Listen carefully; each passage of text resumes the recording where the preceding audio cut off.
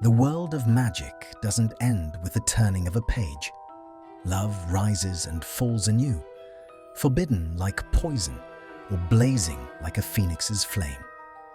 The heroes we thought we knew uncover their hearts once more. So step into the enchantment of emotion and welcome to a world where love is written anew. The sound of quills scratching against parchment echoed softly through the dimly lit office of the Department for the Regulation and Control of Magical Creatures. Hermione Granger sat hunched over a stack of files, her curls pulled into a loose bun, her ink-stained fingers moving with practiced precision. Outside the window, the sky above London was a dull grey, rain smudging the outlines of the ministry courtyard far below. She had spent the past week drafting new legislation for the humane treatment of house elves, and her eyes ached from long hours of reading tiny script. Somewhere deep within the ministry, a clock struck 9.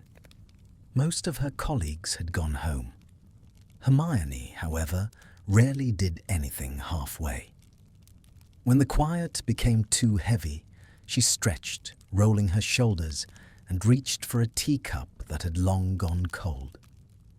As she took a sip, her gaze fell on a thick parchment envelope sitting at the corner of her desk. The wax seal glimmered in the lamplight, crimson and gold, stamped with the emblem of the International Quidditch Federation.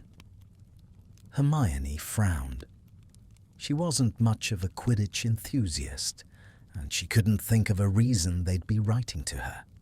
With a small, curious sigh, she broke the seal and unfolded the letter. Dear Miss Granger, we are pleased to invite you to the upcoming International Quidditch Conference to be held in Sofia, Bulgaria. The event will host representatives from magical institutions worldwide to discuss the role of international cooperation in sports regulation.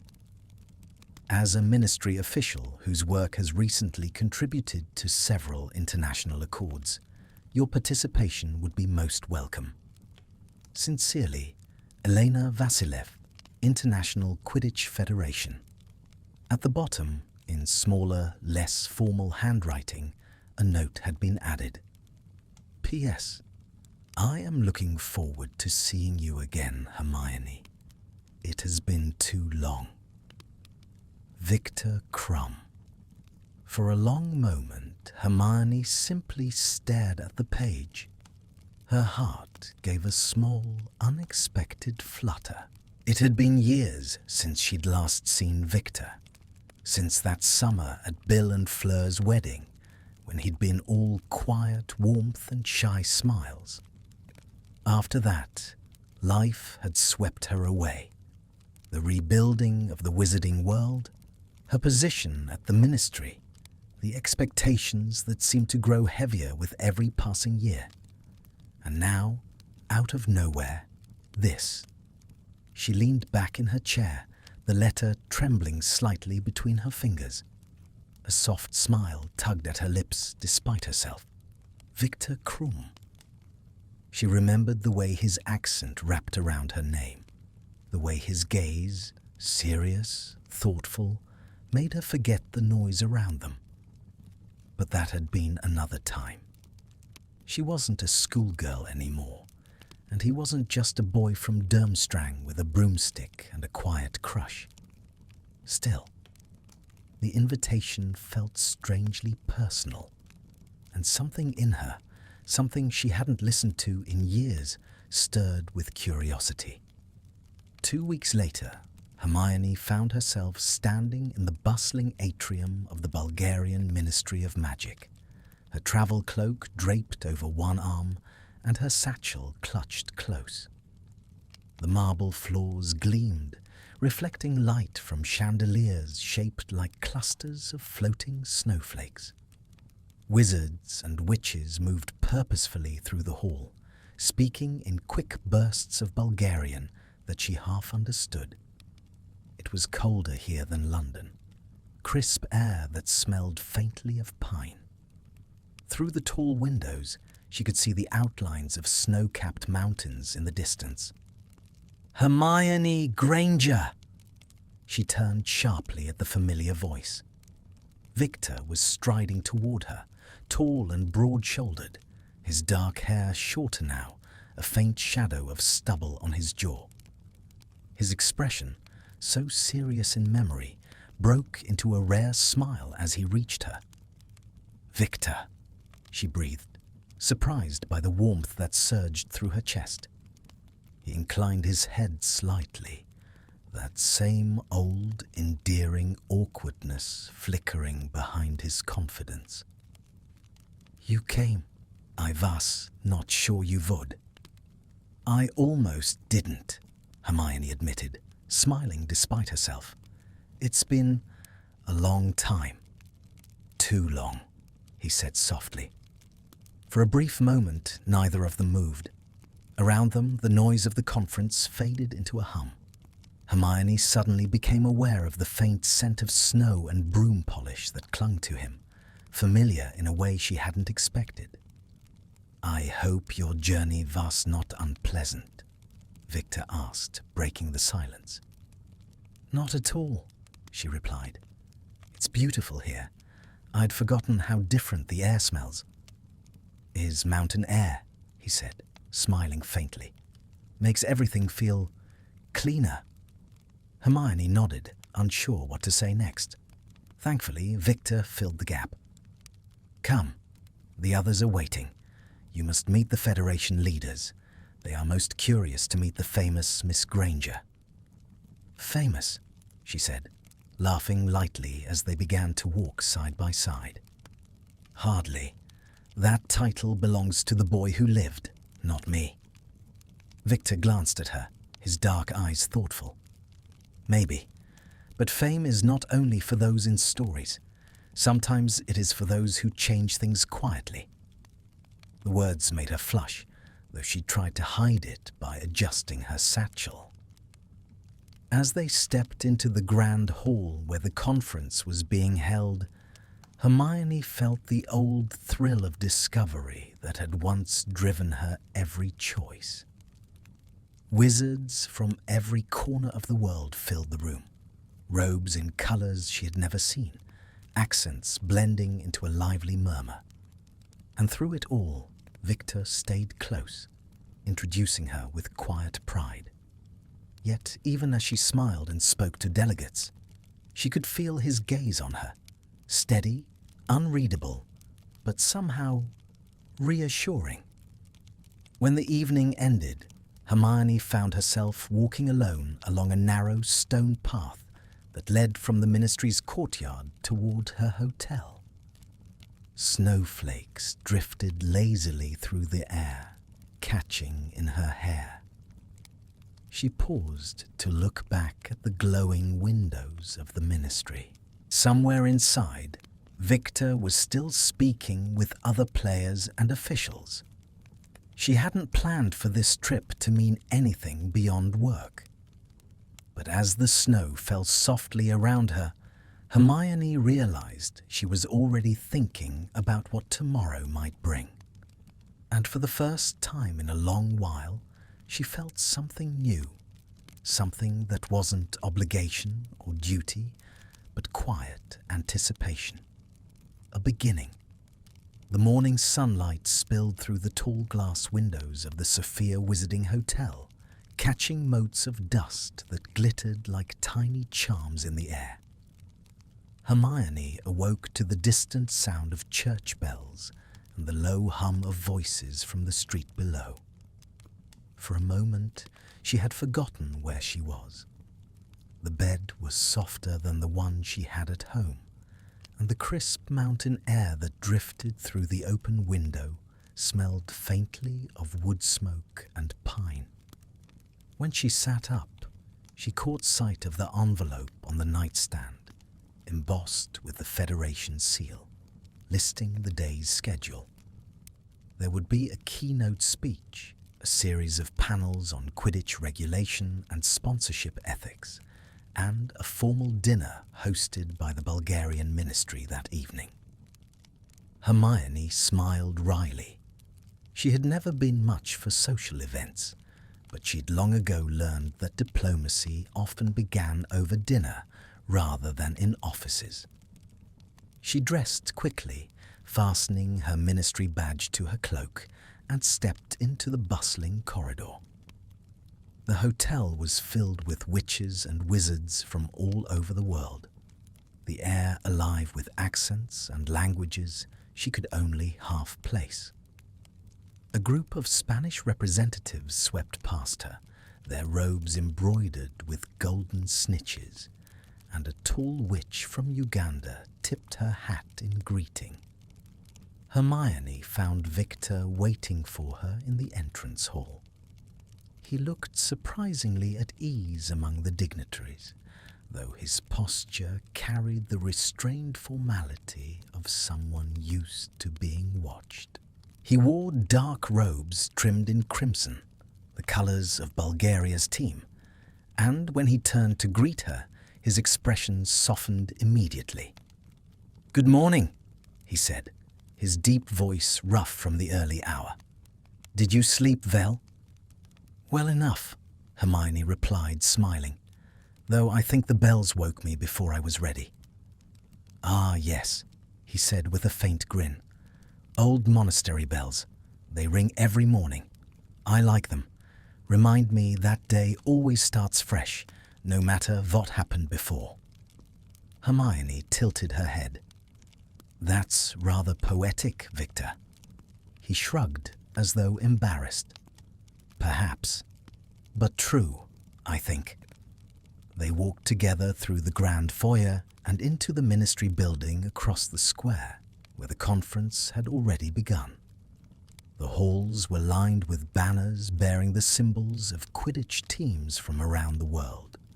The Montrose Magpies, the Chudley Cannons, the Vratsa Vultures. The air smelled of parchment and old magic. Inside the main hall, an enchanted platform floated above the delegates' tables. As the first speaker, a tall witch from the American Magical Games Committee, began to speak about international trade, Hermione found herself studying Viktor out of the corner of her eye. He sat a few rows away, surrounded by players and officials, but his attention was not on them. Once or twice she caught him glancing her way, and when their eyes met, he smiled. The quiet, private sort of smile that made her stomach twist unexpectedly.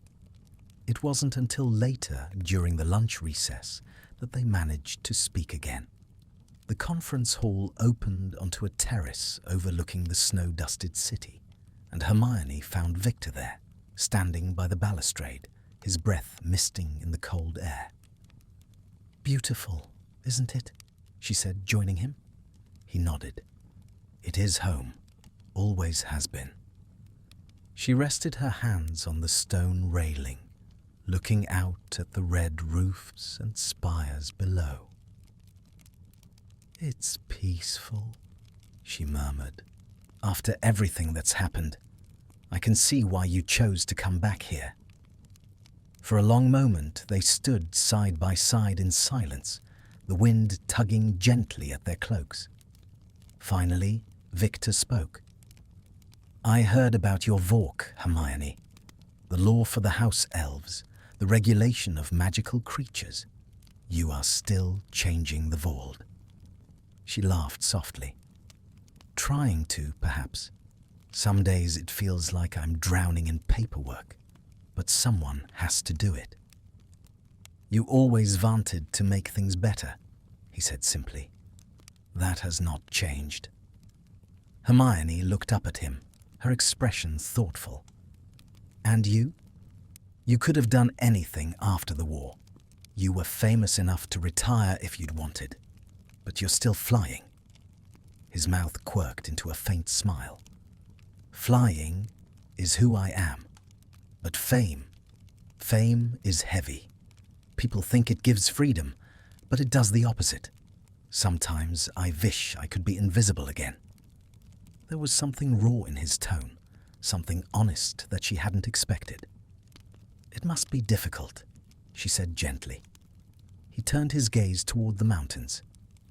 "It was worse before. After the war, after everything. People expected heroes, but I was just trying to forget." The wind shifted, carrying the scent of snow and cedar. Hermione's chest tightened with quiet sympathy. She knew that feeling all too well, the way the world looked at you as if you had all the answers, when all you wanted was to feel normal again. Before she could reply, an official called them back inside for the next panel. Viktor offered his arm as they turned toward the hall, and though she hesitated for only a moment, Hermione took it. His sleeve was warm beneath her fingers, the simple contact sending a small shiver through her. That evening, the formal dinner was held in a great stone hall, lit by floating candles and crystal chandeliers. The tables were draped in deep scarlet and gold, the hum of laughter and clinking glasses filling the air. Hermione, seated beside Viktor near the head table, felt a curious mix of comfort and unease. He was easy to talk to, gentler, more confident than he had been at 17. But there was a gravity to him too, a quiet weight behind his words that drew her in. At one point during the meal, the Bulgarian minister rose to toast the international guests. As applause rippled through the room, Viktor leaned closer and murmured, "I have not told you yet. I saw Harry last year. He was in Romania visiting dragons with Charlie Weasley. He asked after you." Hermione smiled. "He's terrible at writing letters." "Ja," Viktor said with a grin. "He said you would say that." They both laughed, and for a brief moment it felt as though time folded in on itself. As if they were back in the warmth of the great hall, two young people who didn't quite know what to do with each other's attention. But beneath the laughter, something else flickered, a question neither dared to ask. Later, when the guests began to drift away and the candles burned low, Viktor walked Hermione back through the snowy courtyard. The moon hung low over the city, and their footsteps echoed on the cobblestones. "Thank you for inviting me," Hermione said softly. "It's been unexpectedly lovely." "I am glad you came," Viktor replied. "Truly." They stopped near the gate where the path divided, one way toward her hotel, the other toward the ministry's guest quarters. The air between them was cold, but charged with something unspoken. "Viktor," she began, hesitating, "why did you really write that note at the end of the invitation?" He looked at her then, eyes dark and unreadable. "Because I wanted to see you again," he said simply. "And because there are some people you never forget, no matter how much time passes." The words hung in the air like magic. Hermione felt her heart catch in her throat. For a moment, she thought he might step closer, but he didn't. Instead, he gave her a small, respectful nod and turned toward his path. As she watched him go, the snow falling softly around them, Hermione realized that something had changed, not just in the way she saw him, but in the way she saw herself. The past was no longer a memory. It was stirring again, alive and waiting. The next morning dawned silver and quiet, the sky above Sophia blanketed with low clouds that threatened more snow. Hermione woke with the uneasy feeling that her dreams had been filled with voices she could not remember, whispers caught somewhere between memory and hope. She shook them away as she dressed, and set out for the second day of the conference. Outside, the streets glimmered faintly with frost. Wizards in fur-trimmed cloaks hurried past, their breath rising in little clouds. Somewhere down the lane, a street vendor sold steaming cups of something that smelled like mulled pumpkin juice. Hermione paused long enough to buy one, warming her hands around the cup as she walked. The drink was sweet and spiced, the warmth seeping pleasantly into her chest. She told herself she was thinking about work, about the Federation's proposal to tighten sponsorship laws, and the notes she needed to prepare for her meeting that afternoon. But every thought seemed to curve back, inevitably, to Viktor.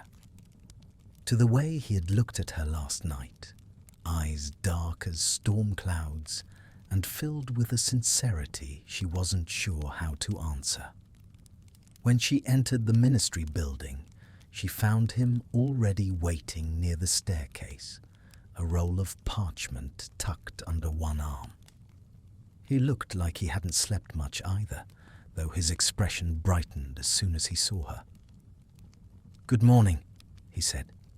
"You are ready for another day of speeches?" "I think so," Hermione replied with a half-smile. "Though I could do with less bureaucracy and more honesty." Viktor laughed quietly. "Then perhaps you should sit by me. I promise to keep you awake." She hesitated for a heartbeat, then nodded. "All right, but if I fall asleep, I'll blame you." Together, they made their way into the conference hall. The session that morning was focused on international transport of magical items, a topic far removed from Hermione's usual field, yet one that caught her attention when she heard the name of a company she recognized: Dragomir and Sons Magical Supply. The name was buried deep in the list of sponsors for the Bulgarian Quidditch League, mentioned almost offhand by a delegate. But something about it made her pause. She remembered it from a ministry report last month, a case file under investigation for illegal trade in cursed objects. As the discussion continued, Hermione's mind raced. She knew that name had been linked to smuggling incidents in Eastern Europe. Why would they be sponsoring a national Quidditch team? After the session ended, she turned to Viktor. "Do you know anything about Dragomir and Sons?" He frowned. "They are one of the League's equipment suppliers, I think." "Why?" "Because," Hermione said carefully, lowering her voice, "the British ministry has been monitoring their shipments. There are suspicions they've been moving dark artifacts through sporting channels." Viktor's brow furrowed. "That is a serious accusation." "I know," she said, "and I'm not saying it's true. But if it is, they could be using the League as cover. It wouldn't be the first time smugglers have hidden behind sport." He was silent for a moment, his expression unreadable. Then, quietly, he said, "If this is true, it would mean someone close to my team is involved." Hermione felt a pang of guilt. "I'm sorry, Viktor. I didn't mean to accuse anyone. I just think it's worth looking into." His eyes softened slightly. "You are doing your job. I understand." But even as he said it, she could sense the storm brewing behind his calm words. That afternoon, Hermione was called into a closed session with the Federation's Ethics Committee, where the matter of sponsorship transparency was raised again. She spoke briefly, citing her experience in magical law and regulation. When the meeting ended, one of the Bulgarian officials, a wiry man with silver-rimmed spectacles, approached her in private. "Miss Granger," he said in a low voice, You may not realize how delicate this matter is. The Dragomir family is powerful. They have ties everywhere, even in the ministry. I advise caution. Hermione's jaw tightened. If they're innocent, there's nothing to fear. And if they're not, someone has to take responsibility.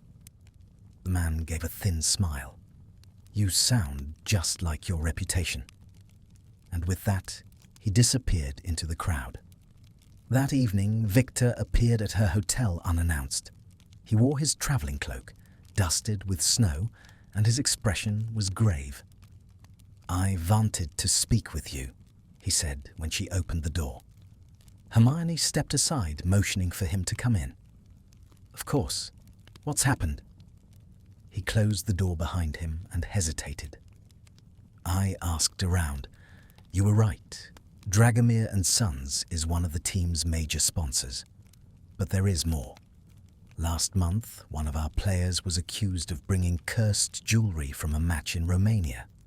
The charges veered dropped, but now I think maybe they should not have been." Hermione's eyes widened. "Do you think he's involved?" Viktor hesitated, then nodded once. "His name is Todor Danev. He joined the team 2 years ago. Skilled player, but reckless. Always looking for more money. I think he may have connections to Dragomir." Hermione's mind was already racing ahead. "If that's true, we need proof.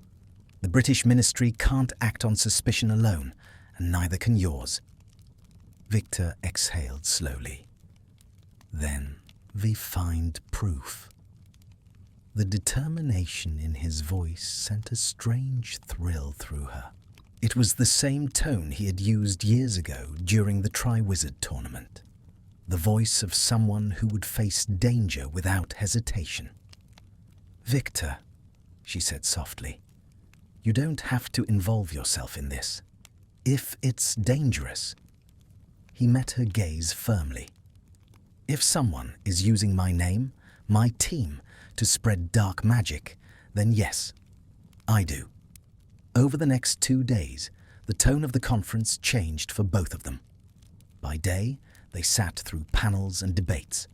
By night, they worked in secret, sifting through records and reports, tracing every shipment linked to Dragomir and Sons. It reminded Hermione of her younger years. The late nights in the Gryffindor common room, the thrill of unraveling mysteries beside Harry and Ron. Only this time, the danger felt heavier, the stakes more personal.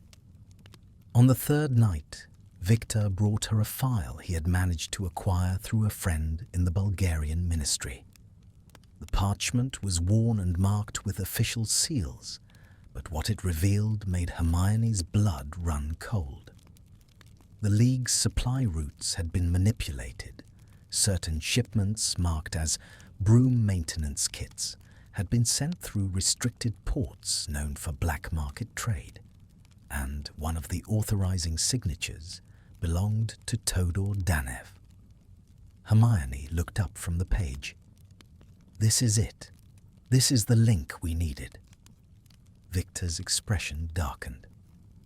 "If this gets out, it will destroy the League's reputation, and mine, if people think I knew." She reached across the table, her hand brushing his. "Then we'll make sure they know the truth, that you helped stop it." For a long moment, Viktor said nothing. Then, slowly, his hand turned beneath hers, his fingers curling gently around hers. "You always did have too much courage for your own good," he said quietly. Hermione smiled faintly. "I could say the same about you."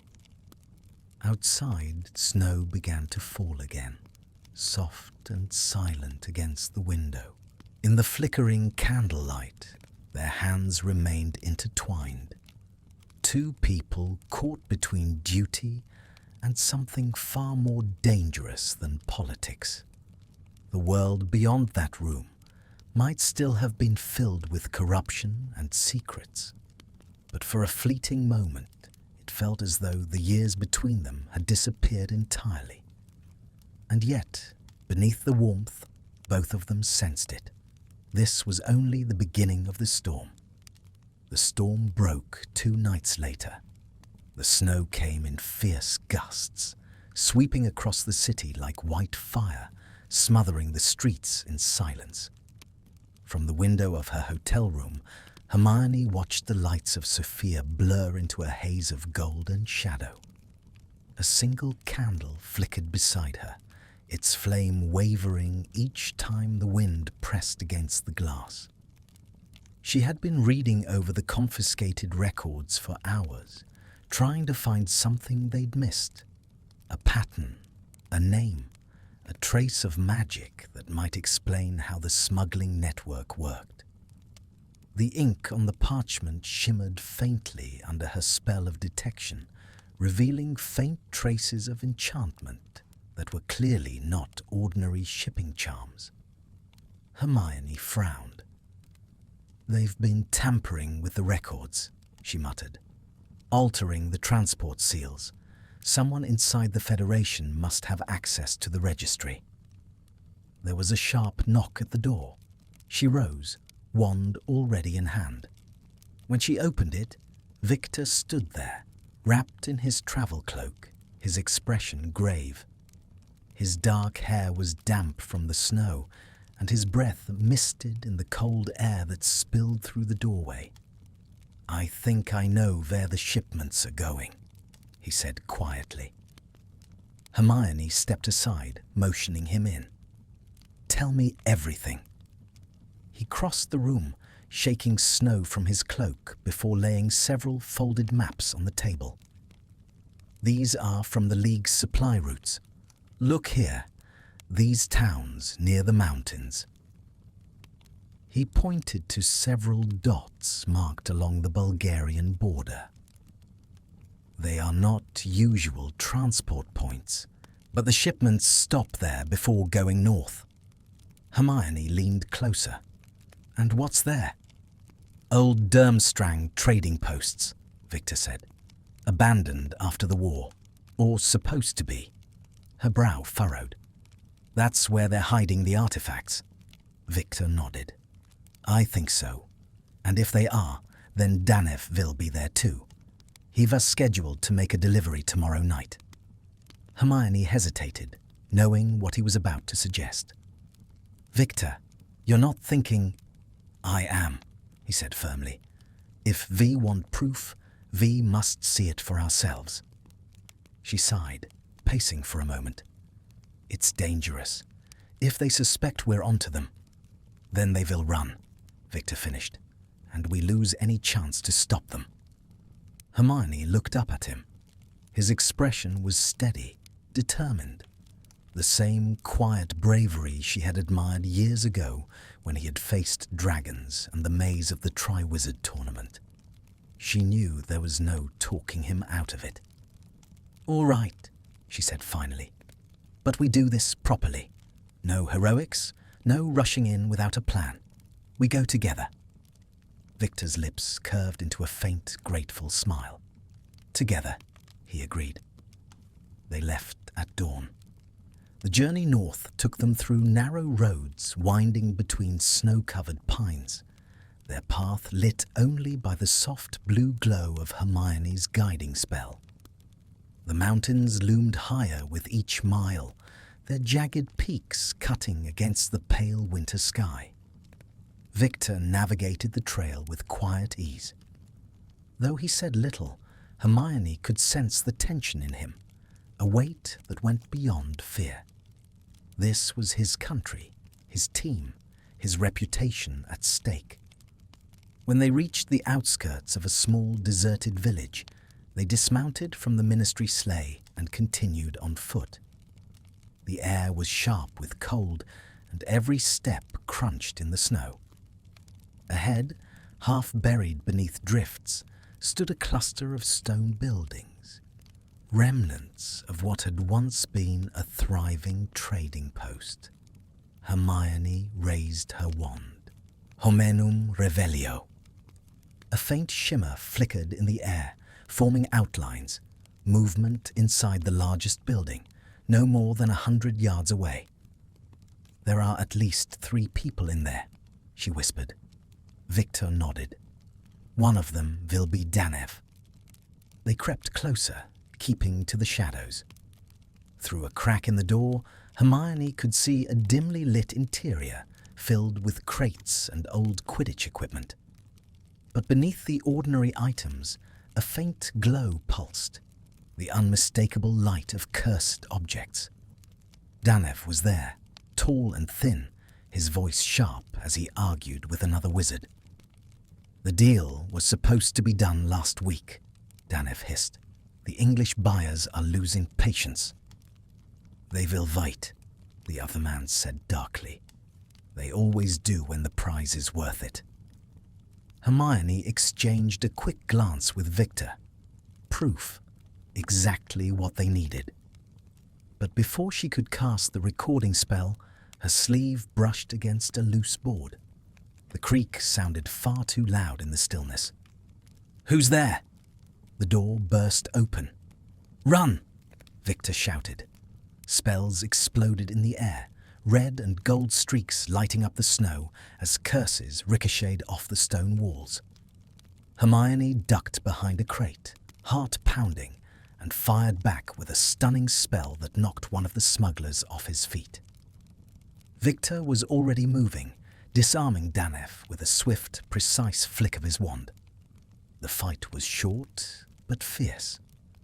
In the end, Danev fell to his knees, his wand skittering across the floor. Hermione bound his hands with a binding charm, while Viktor retrieved the crates, revealing the dark gleam of enchanted jewelry and cursed coins.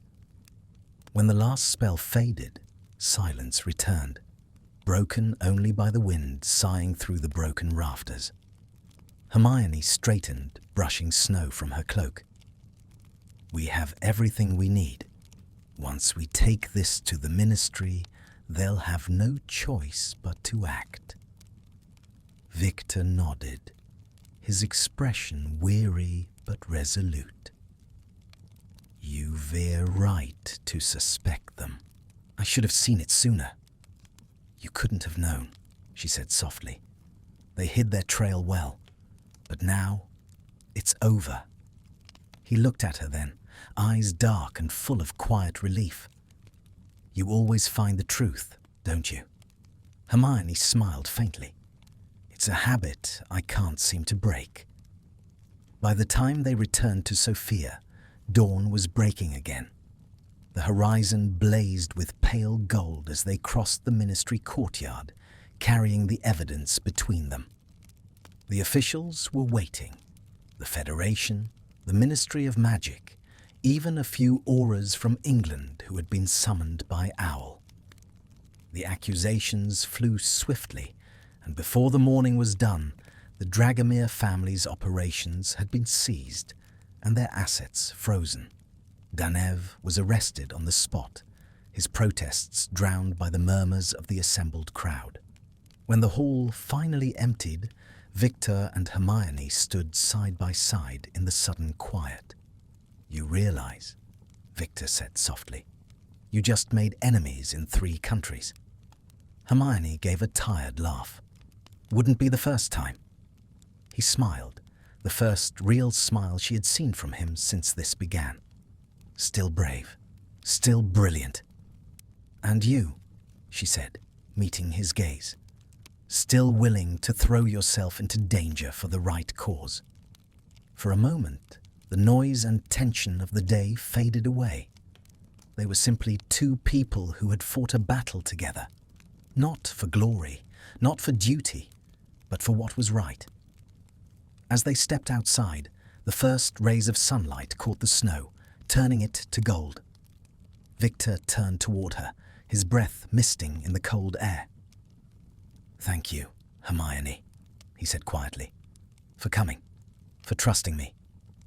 She hesitated, then smiled. "I always did." He reached out as if to touch her hand, then stopped himself, the restraint almost painful in its sincerity. Instead, he said, "There is something I would like to show you tonight, if you are not too tired." Hermione's curiosity sparked. Something in Sophia? He shook his head. No, somewhere quieter. Somewhere that means something to me. And though she should have gone back to her hotel to rest, Hermione found herself saying, "All right, Viktor, show me." He nodded once, a flicker of warmth in his eyes.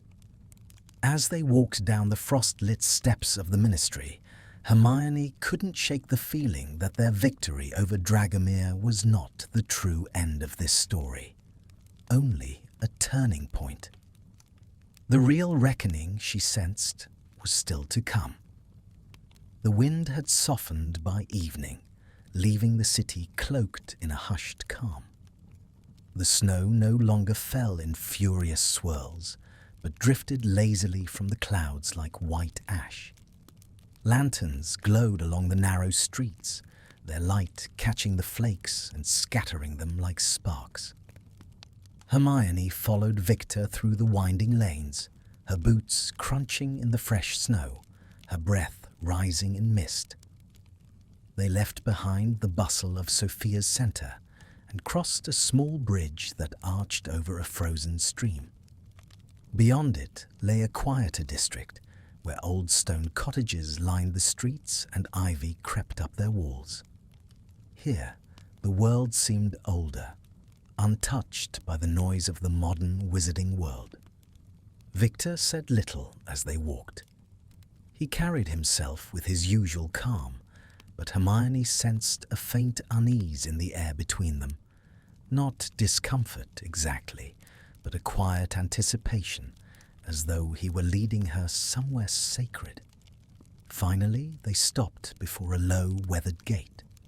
Beyond it, a small Quidditch pitch stretched out beneath the shadow of the mountains, its wooden stands half buried in snow. The sight stirred something warm and nostalgic in Hermione's chest.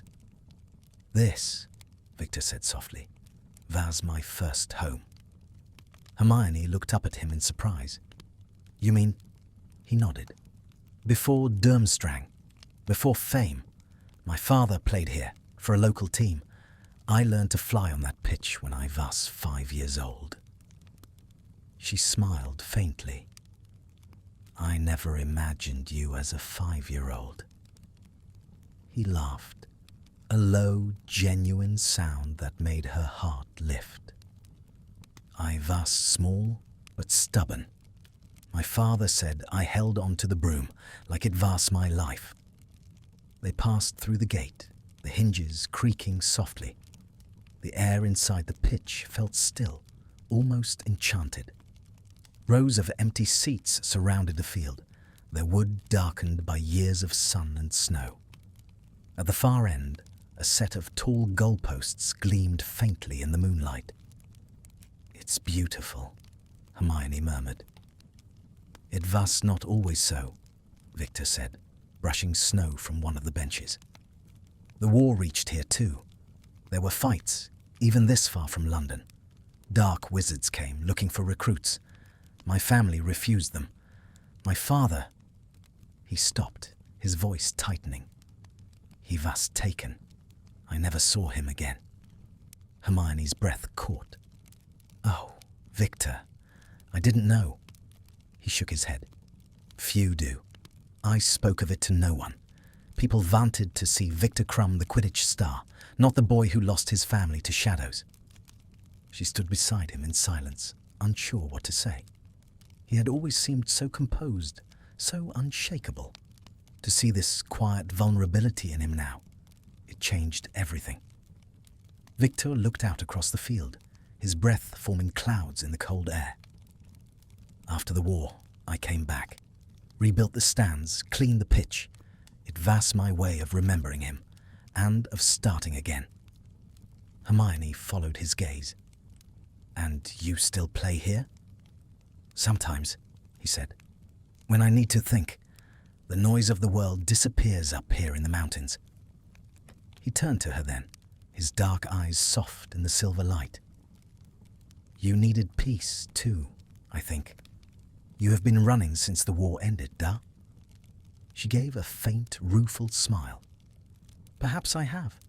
It's hard to stop when you've spent so long trying to make things right. Viktor nodded. You remind me of the mountain rivers, never still, always carving a new path. The compliment caught her off guard, as simple and sincere as everything he said. For a moment they simply stood there, their breaths mingling in the cold. Then Viktor lifted his wand, murmuring a quiet charm. A soft golden light spread across the pitch, warming the air. The snow melted just enough to reveal a clear patch of ground, smooth and glistening. Fly with me, he said suddenly. Hermione blinked. Fly? He smiled, that rare mischievous spark lighting his face. Yes, unless you are afraid. She gave a small laugh. You forget, I was never much of a flyer. I remember, he said, his tone teasing. You said brooms veer unpredictable instruments of chaos. I stand by that.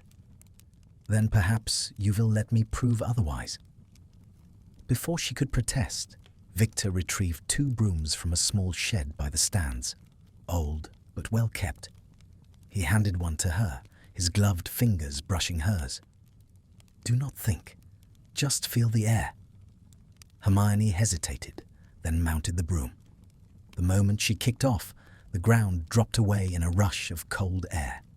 She gasped, half fear, half exhilaration, as she rose into the pale light. Viktor followed effortlessly, circling her with the easy grace of someone born to the sky. The world below them glittered, a sea of silver and white. The air was sharp and clean, stinging her cheeks, and for the first time in years, Hermione felt something she hadn't since childhood: freedom without fear. Viktor guided her higher, his voice carrying across the wind. See the valley? That river runs all the way to the Black Sea. My mother used to say the stars followed its path when they fell. Hermione laughed, her voice echoing through the still night. You sound like a poet, Viktor Krum. He smiled. Do not tell the Quidditch fans. It will ruin my reputation. They hovered there for a long moment, the mountains vast and silent around them, the sky deep and endless above. Then Viktor's broom drifted closer until they were side by side, no more than an arm's length apart. Do you ever think about Hogwarts? He asked softly. All the time, Hermione said. It feels like another life now. I was so young then. You were brilliant then, he said, and kind. You saw me when others did not. Her heart quickened. Viktor, he shook his head slightly. Do not worry. I know life took us in different directions, but I remember, always. Something in his tone made her chest tighten. Not regret, but a gentle acknowledgement of what had been and what might still be. They descended slowly, the wind easing as they neared the ground. When Hermione's boots touched the snow again, her heart was still racing. Viktor landed beside her, his expression unreadable in the dim light. See, he said quietly, the air is not chaos. It listens to you if you let it. Hermione smiled. Perhaps I just needed the right teacher. For a long moment they stood facing each other, their breaths mingling in the cold air. Around them the lights of Sophia shimmered faintly in the distance, like stars scattered across the earth. Finally, Viktor broke the silence. Tomorrow the Ministry will make their statement about Dragomir. After that, I do not know what happens next. Hermione nodded. There'll be consequences for everyone involved. He hesitated. And you? You will return to London? I suppose so, she said softly. My work is there. My life. Her voice trailed off. The words felt heavier than she expected. Victor's eyes lingered on her face. "Perhaps life is not only where we wake each morning," he said. "Perhaps it is where we are remembered." Hermione looked at him, unsure how to reply. The night pressed close around them, the quiet of the mountains deeper than silence. When she finally spoke, her voice was barely more than a whisper. "You have a way of making everything sound simple." "Not simple," he said. "Just true." He stepped closer, close enough that she could see the faint scar along his jaw, the reflection of starlight in his eyes. For a heartbeat, the world held still. The wind, the snow, even time itself seemed to wait. But instead of kissing her, Viktor reached up and brushed a lock of hair from her face, his touch light and reverent. "Good night, Hermione," he said softly. She drew in a slow breath. "Good night, Viktor." And when he turned away, disappearing into the falling snow, she stood there for a long time, alone beneath the quiet sky, wondering when exactly her heart had begun to change. The snow continued to fall, gentle and endless, covering the footprints between them as though the night itself wished to keep their secret. The following morning dawned pale and brittle, the kind of cold that seemed to turn the air to glass. Hermione woke with the faint ache of too little sleep and too many thoughts. The events of the previous night, Viktor's confession, the flight, the quiet under the stars, lingered in her mind like an enchantment that refused to fade. She told herself it had only been a moment of nostalgia, a rare peace after so many years of duty and strain.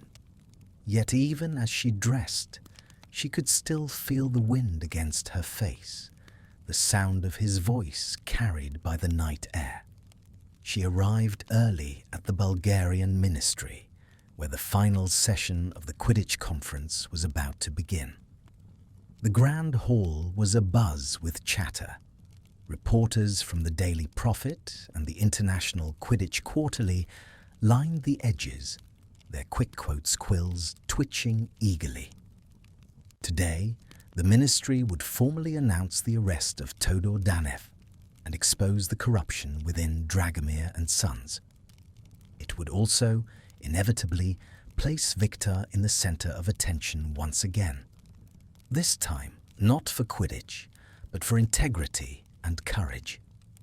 Hermione found a seat near the front, her parchment notes folded neatly in her lap. Viktor stood at the side of the platform, speaking quietly with the Bulgarian Minister of Magic. He looked collected, his dark robes pressed, his bearing calm. But Hermione, who had spent the past few days watching him more closely than she meant to, could see the tension in the set of his shoulders. When the minister began to speak, the crowd quieted. He recounted the investigation, the evidence, the arrests, everything Hermione had helped uncover. Then, to her surprise, he beckoned Viktor forward. "Without the cooperation of our honored guest, Mr. Viktor Krum," the minister said, his voice booming through the hall, "this truth might never have come to light." Applause broke out, loud and genuine. Viktor inclined his head modestly, but when his gaze found Hermione's across the crowd, something softened in his expression. It wasn't pride or relief, it was gratitude. A silent acknowledgement shared between two people who had risked more than anyone knew. After the session, the hall dissolved into a flurry of conversation. Hermione was surrounded almost immediately by Federation delegates, thanking her, praising her insight. She answered with polite smiles, but her attention kept drifting toward Viktor. He was speaking to a small cluster of players and journalists, his demeanor polite but distant. Fame clung to him like an old scar he had learned to bear without complaint. Finally, when the crowd began to thin, he made his way to her. "You look ready to disappear," he said quietly. "I was thinking of it," she admitted, smiling faintly. "Crowds were never my strength." "Mine neither," he said, though she could tell he was lying. Crowds loved him. It was himself he never quite trusted to love them back.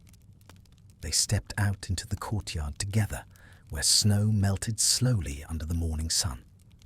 The air smelled of pine and smoke, and carriages waited to take departing guests back to the city. "So, that's it," Hermione said softly.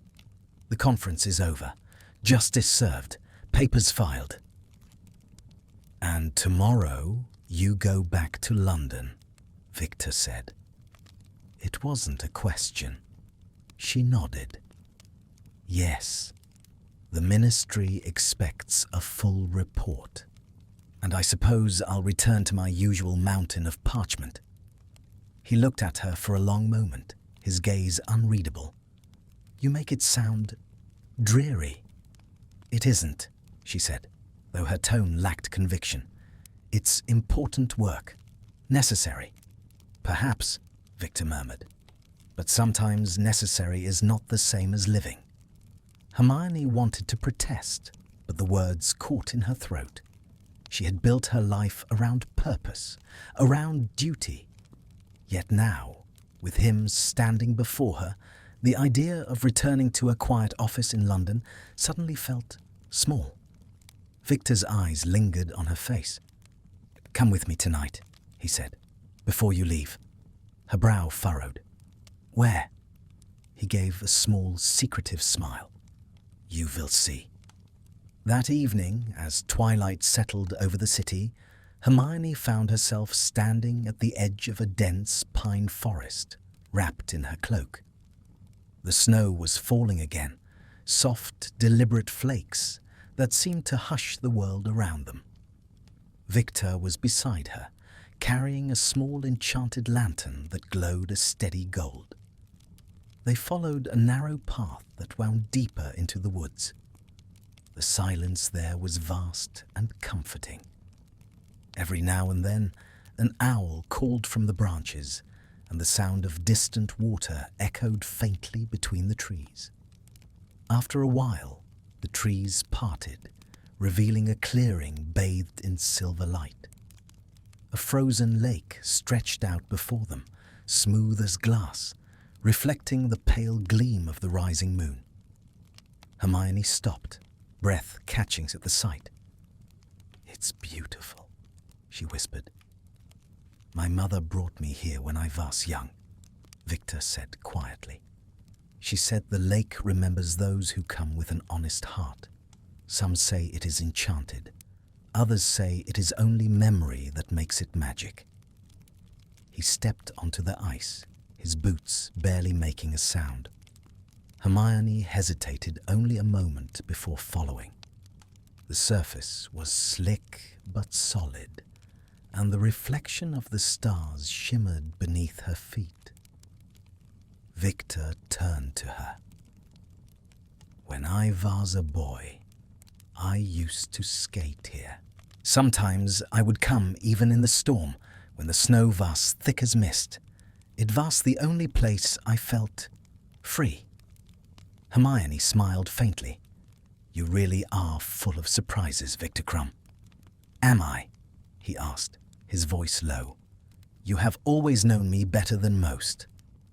For a while, they walked in silence, their footsteps tracing faint lines across the ice. The moonlight painted his face in silver, softening the angles that the years had carved. "I wanted to thank you," Viktor said at last, "for believing me, for not treating me like a suspect." "You didn't give me a reason to doubt you," Hermione said. He shook his head. "Still, you came here with truth, not judgment. That is rare." Hermione looked up at him, her breath misting in the cold air. "And you, after everything, still believe in people. Not all, he said quietly, but I believe in you. The words hung between them, simple and heavy with meaning. Hermione's heart beat faster. She wanted to speak, to say something clever or measured, but found herself instead stepping closer, drawn by something older than logic. "Viktor," she began, but the rest of the words died on her lips. He reached for her hand. His touch was warm despite the cold, his fingers rough and sure. "I do not know what the future brings," he said softly, "but I know this. Every time I see you, the world feels right again." Her throat tightened. She thought of London, of her office, of the endless hours spent buried in parchment and politics. She thought of the girl she had once been, the one who believed love was a distraction from purpose. And then she thought of the quiet steadiness of the man before her, the way he had faced danger without flinching, the way he had rebuilt a broken life into something whole. "Viktor," she said at last, "you have no idea how much you've changed." "Maybe," he said with a small smile, "but only because I met someone who made me wish to be better." She laughed softly, the sound echoing across the lake. "You're impossible." "Perhaps," he said, "but I am here." The wind stirred then, carrying a flurry of snow between them. Viktor's hand tightened around hers, and before Hermione could think, he drew her gently closer. Their foreheads touched, the air between them warm with breath and silence. He didn't kiss her. He didn't need to. The moment was complete without it, quiet and unspoken, as though the world itself had held its breath. Then, with the ease of someone who understood her need for space, Viktor stepped back. "Tomorrow you return," he said softly. "But promise me one thing, Hermione Granger." She met his gaze. "What?" "That you will not forget how it felt here, between the mountains, in the snow. Promise me you will not lose the part of you that still believes in something beyond duty." Hermione swallowed, her voice unsteady. "I promise." He smiled then, the kind of smile that reached his eyes and made the cold vanish for a moment. And when they left the frozen lake behind, walking side by side through the quiet forest, Hermione knew with a sudden, startling certainty that her life in London would never feel quite the same again. Something had shifted, something that no spell or rule or law could undo. The night around them deepened, but she no longer felt the chill. For the first time in years, Hermione Granger felt alive. Not as the clever witch of the ministry, nor as the girl who had survived a war, but simply as herself.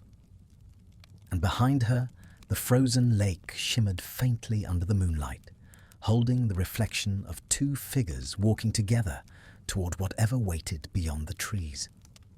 The owl came at dawn, tapping insistently against the frosted window pane of Hermione's hotel room. She sat upright in bed, her heart still heavy with the ache of leaving. The fire in the grate had burned low, casting a faint orange glow across the small chamber. She crossed the floor, pulling the window open just enough for the bird to swoop in, its feathers dusted with snow. The seal on the letter was unmistakable, scarlet wax, embossed with the crest of the British Ministry of Magic. Hermione felt her stomach tighten. It was a summons. The handwriting inside was brisk and precise. "Miss Granger, the situation regarding Dragomir and Sons has drawn considerable attention within the International Magical Cooperation Office.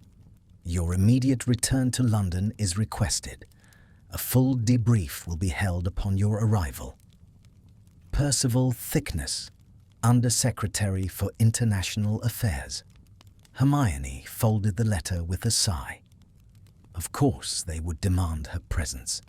She had known it was coming, but she had hoped, selfishly perhaps, for a few more days. A few more quiet moments among the snow and the mountains, and the strange, unexpected warmth that had begun to take root in her chest. By the time she finished packing, the sun was rising over the rooftops of Sophia. The streets were quiet, the snow still fresh and untouched. She took one last look out the window, her eyes tracing the faint line of mountains on the horizon. Somewhere beyond those peaks, Viktor was probably already awake, perhaps training, perhaps simply thinking as he often did, in silence. When she descended to the lobby, she found him waiting. He was dressed in travel robes, a heavy cloak thrown over one shoulder. The sight of him there, solid, steady, made her chest tighten all over again. "You received your letter," he said softly. She nodded. "London wants answers. I'm to report back immediately." He gave a slow nod. "I thought as much. The ministry does not like to be left waiting." Hermione smiled faintly. "Neither do you, as I recall." He chuckled at that, but the sound held a trace of sadness. "Perhaps, but some things are worth waiting for." They stepped outside together. The snow had begun to fall again, thin and soft, clinging to their cloaks. A carriage was already waiting at the gate, the ministry's sigil emblazoned on its side. Hermione paused beside it, her hand resting on the door. "Viktor," she said quietly, "I never properly thanked you for trusting me, for letting me help." He shook his head. "It was you who saved my name, Hermione, not me. You could have left after the first meeting, but you stayed." "Because I couldn't walk away," she said, her breath misting in the cold. "Not from the truth, and not from you." For a moment he said nothing. Then he reached into his cloak and withdrew a small object wrapped in dark cloth. "This is for you," he said, pressing it into her hand. Hermione unwrapped it carefully. Inside was a small carved wooden charm, a hawk with its wings spread, its surface worn smooth by time and touch. "It was my father's," Viktor said. "He gave it to me before I left for Durmstrang. He said it was for courage. I think now, perhaps, it belongs to you." Hermione's throat tightened. "I can't accept this, Viktor." "You can," he said firmly. "And you will. I wish you to have it."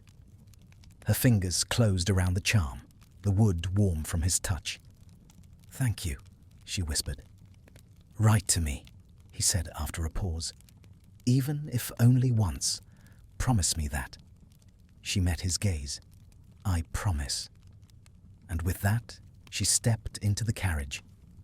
The door closed with a soft click, sealing her away from the snow and the man who stood motionless in the falling light. As the carriage rose into the air, Hermione turned to look back. Viktor was still there, his dark figure framed against the pale morning sky, his cloak billowing gently in the wind. He did not wave. He simply stood and watched until the carriage disappeared beyond the rooftops. London greeted her with its usual noise and grey skies. The Ministry of Magic was a blur of hurried footsteps, parchment, and whispers. The Dragomir case had made headlines across the wizarding world, and Hermione found herself at the centre of a storm she hadn't meant to create. The inquiry lasted for hours. Questions upon questions, dates, names, statements, her every decision dissected. But she was used to this. She spoke calmly, clearly, methodically. When it was over, the officials thanked her for her dedication to international integrity. And yet, As she left the chamber, she felt none of the pride she might once have felt. Only emptiness. Days passed, then weeks. The snow melted from the London streets, replaced by the chill drizzle that clung to the city through February. Hermione returned to her routine. Reports, committee meetings, endless paperwork. Each evening she told herself she was too tired to think of anything else. But still, her thoughts drifted, back to the mountains, to the frozen lake, to the sound of Viktor's laughter carried on the wind. One night, unable to sleep, she sat by the fire in her small flat, turning the wooden hawk over in her hands. The charm seemed to pulse faintly with warmth, as though it remembered its first owner, and now carried something of Viktor's strength with it. She thought of writing to him as she had promised. She even set parchment and ink on the table, but the words refused to come. What could she say that wouldn't sound foolish or fragile? That she missed him? That the stillness of her life had become unbearable? Instead, she tucked the charm into her pocket and whispered a spell of preservation over it. "Until I'm ready," she said softly. Spring crept slowly into London. The river thawed, daffodils appeared in the parks, and with them came a restless energy that Hermione could not shake. She threw herself into her work with renewed vigor, taking on new projects, attending meetings late into the night. Yet every so often she would catch herself staring out the window, her quill frozen above the page, her mind far away in a land of snow and silence. Then, one afternoon, as she was preparing to leave the office, an owl swooped down through the open window. Its feathers were dark, its flight purposeful. Hermione recognized it instantly, the same owl Viktor had used during the Triwizard Tournament years ago. Her heart gave a sudden, wild leap. The note tied to its leg was short, written in his familiar, careful script. "Hermione, the academy I told you about, it is open now. The first students arrived this week. They come from everywhere, even England. The mountains are still covered in snow, but the sky is clear.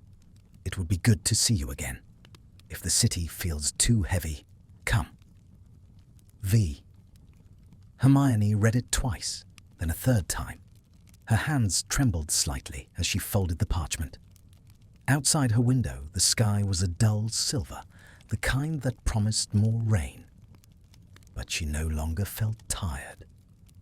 She rose, crossed the room, and pulled her travel cloak from the peg. As she fastened it around her shoulders, her reflection caught in the glass. Older than the girl who once boarded the Hogwarts Express, wiser perhaps, but still searching. The hawk charm rested warm against her palm. For the first time in years, Hermione Granger smiled to herself. Not a polite or practiced smile, but one born of quiet certainty.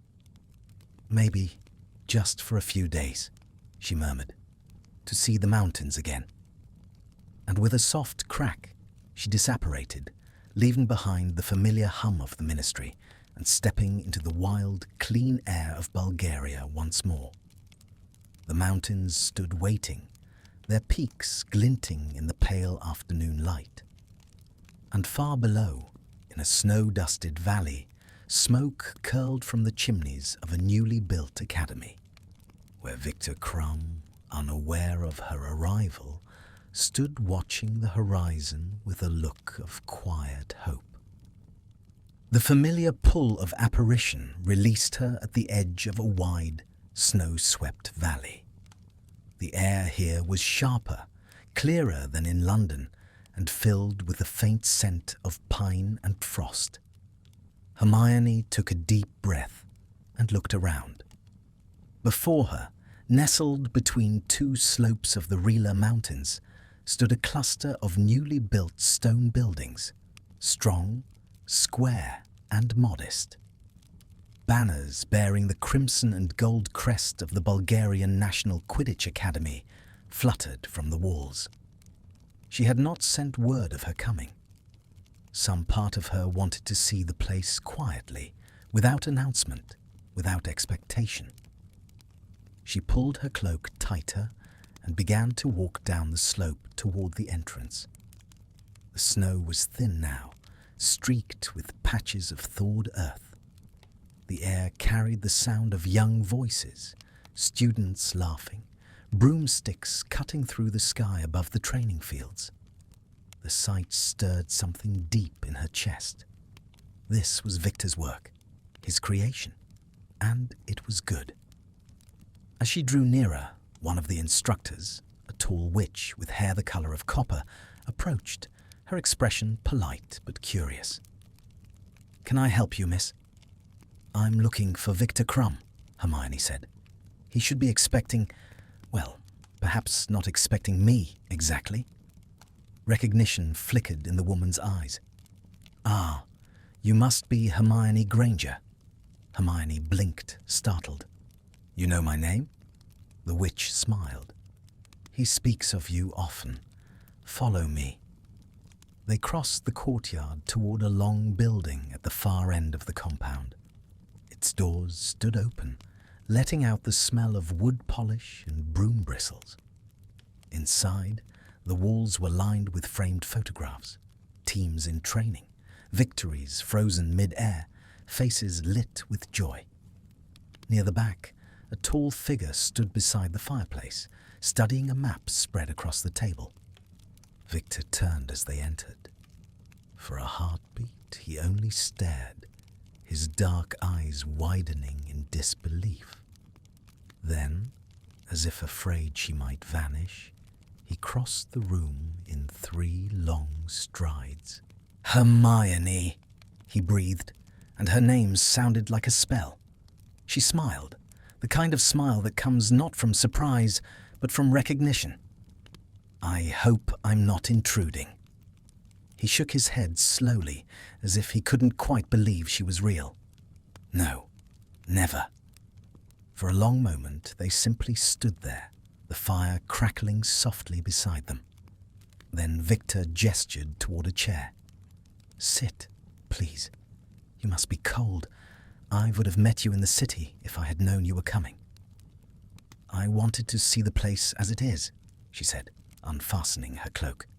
"No fanfare, no ministry escort, just your world." He smiled faintly. "Then you have come to the right place. This is all mine. The first thing I have built that is not for someone else." Hermione looked around the room, taking in the sturdy furniture, the careful order, the maps pinned to the walls. "It's wonderful, Viktor. You should be proud." "Perhaps," he said softly, "but pride is heavy. I prefer peace." They spoke for a while about the academy, how it had begun, how he trained young witches and wizards not just to play, but to understand discipline, integrity, and courage. He told her of the students who came from distant places, of the laughter that filled the fields, and of the nights when he would stand outside, watching the stars above the mountains. As he talked, Hermione found herself studying his face. The faint lines at the corners of his eyes, the scar on his temple she had never noticed before, the way his voice deepened when he spoke of the children's successes. This was not the boy she had known at Hogwarts. This was a man who had lived and lost and chosen to build again. When their conversation quieted, Viktor turned toward the window. Outside, the last of the sunlight was fading, leaving the sky painted with streaks of violet and gold. "There is something I wish to show you," he said suddenly. "Come." They stepped out into the evening. The air was cold but not bitter. The students had finished for the day. their laughter replaced by the soft murmur of the wind. Viktor led her up a narrow path that climbed the slope behind the academy. The snow crunched beneath their boots, and the forest rose around them in dark, ancient silence. After a few minutes, they reached a small clearing overlooking the valley. From here, the entire academy was visible below. The training grounds, the dormitories, the glimmer of the frozen stream that wound through the fields. Above them, the sky was alive with stars. "This is where I come when I need to remember," Viktor said quietly, "when the noise of the vault becomes too much." Hermione wrapped her cloak tighter, her breath misting in the cold. "It's beautiful," she whispered. He nodded. "When I was younger, I thought flying was freedom, but it was only escape. This," he gestured toward the mountains, "this is what freedom truly feels like, to build something lasting, to stand still and not be chased by shadows." Hermione's heart ached with quiet admiration. "You've found peace, Viktor." "Perhaps," he said, glancing at her, "but peace is lonelier than I thought it would be." She turned to look at him, the starlight catching in her hair. "And yet, you share it with others. These children, your students, you've given them something extraordinary." He smiled faintly. "I teach them to fly, yes, but they teach me how to land." The words hung between them, gentle and true. Hermione felt something stir, a longing she hadn't allowed herself to name. For years, she had built her life upon purpose, logic, and progress. Yet here, beneath the quiet sky, all of that seemed fragile compared to the simple strength of what Viktor had created. He took a slow breath. "I kept my promise, you know. I wrote to Harry last month, told him about the academy. He sent his greetings and said you still overwork yourself." Hermione laughed softly. "That sounds like him." "Is it true?" "Perhaps," she admitted. "Though I'm beginning to think I've been running from stillness. London feels small now." Viktor studied her, his gaze steady and searching. "Then stay," he said quietly. She blinked. "Stay?" "For a while," he said. "Not forever. Just long enough to remember who you are when the papers and meetings are gone." Hermione hesitated. Her instinct was to refuse, to retreat to the safety of her schedule. But the thought of leaving, the idea of walking away from this calm, from him, felt wrong in a way she couldn't explain. "I don't know if I can," she said honestly. "Then don't decide now," he replied. "Decide tomorrow." They stood together in silence, the wind moving softly through the trees. Somewhere below, the lights of the academy flickered on, glowing golden against the snow. Hermione turned her gaze to the stars. "You were right, Viktor. The air here does make everything feel cleaner." He smiled. "You remember?" "I remember everything," she said. And for a moment, time itself seemed to still, the mountains watching in solemn witness as two souls, long separated by duty and distance, stood side by side again. When they finally returned to the academy, the world had grown dark and quiet. Viktor paused at the entrance, his hand resting lightly on the door. "There is a room ready for you, if you wish it," he said. "No obligations, just rest." Hermione met his gaze and nodded. "Thank you." As she crossed the threshold, she felt something settle inside her. Not the urgency of a new beginning, but the calm weight of coming home to a place she hadn't known she'd been missing. Outside, the snow began to fall again, soft as whispers, blanketing the world in stillness. And from the edge of the forest, where the stars burned cold and bright, The valley below glowed like a promise waiting to be kept.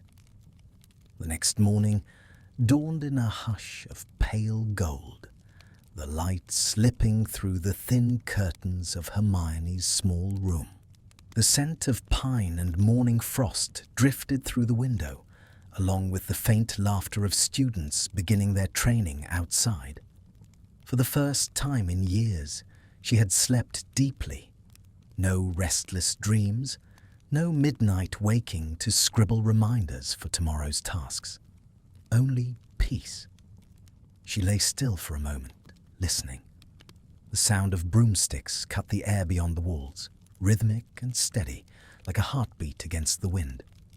Somewhere below, she heard Viktor's voice, calm, low and commanding, calling instructions in Bulgarian. The tone of it made her smile. Hermione rose and dressed quickly, pulling her cloak around her shoulders. When she stepped outside, the air bit pleasantly at her cheeks, and the snow glittered under the morning sun. Across the training field, students swooped and dived in precise formations, their brooms gleaming in the light. Viktor stood at the center, his presence unmistakable, even from a distance. He turned as she approached, his eyes lighting in surprise and quiet pleasure. "You are awake early," he said. "I thought Londoners like to sleep late when on holiday." She laughed softly. "This isn't a holiday, Viktor. You invited me to remember who I am. That sounds like work." "Then you are doing well," he replied with a faint smile. "Come, you can watch from here.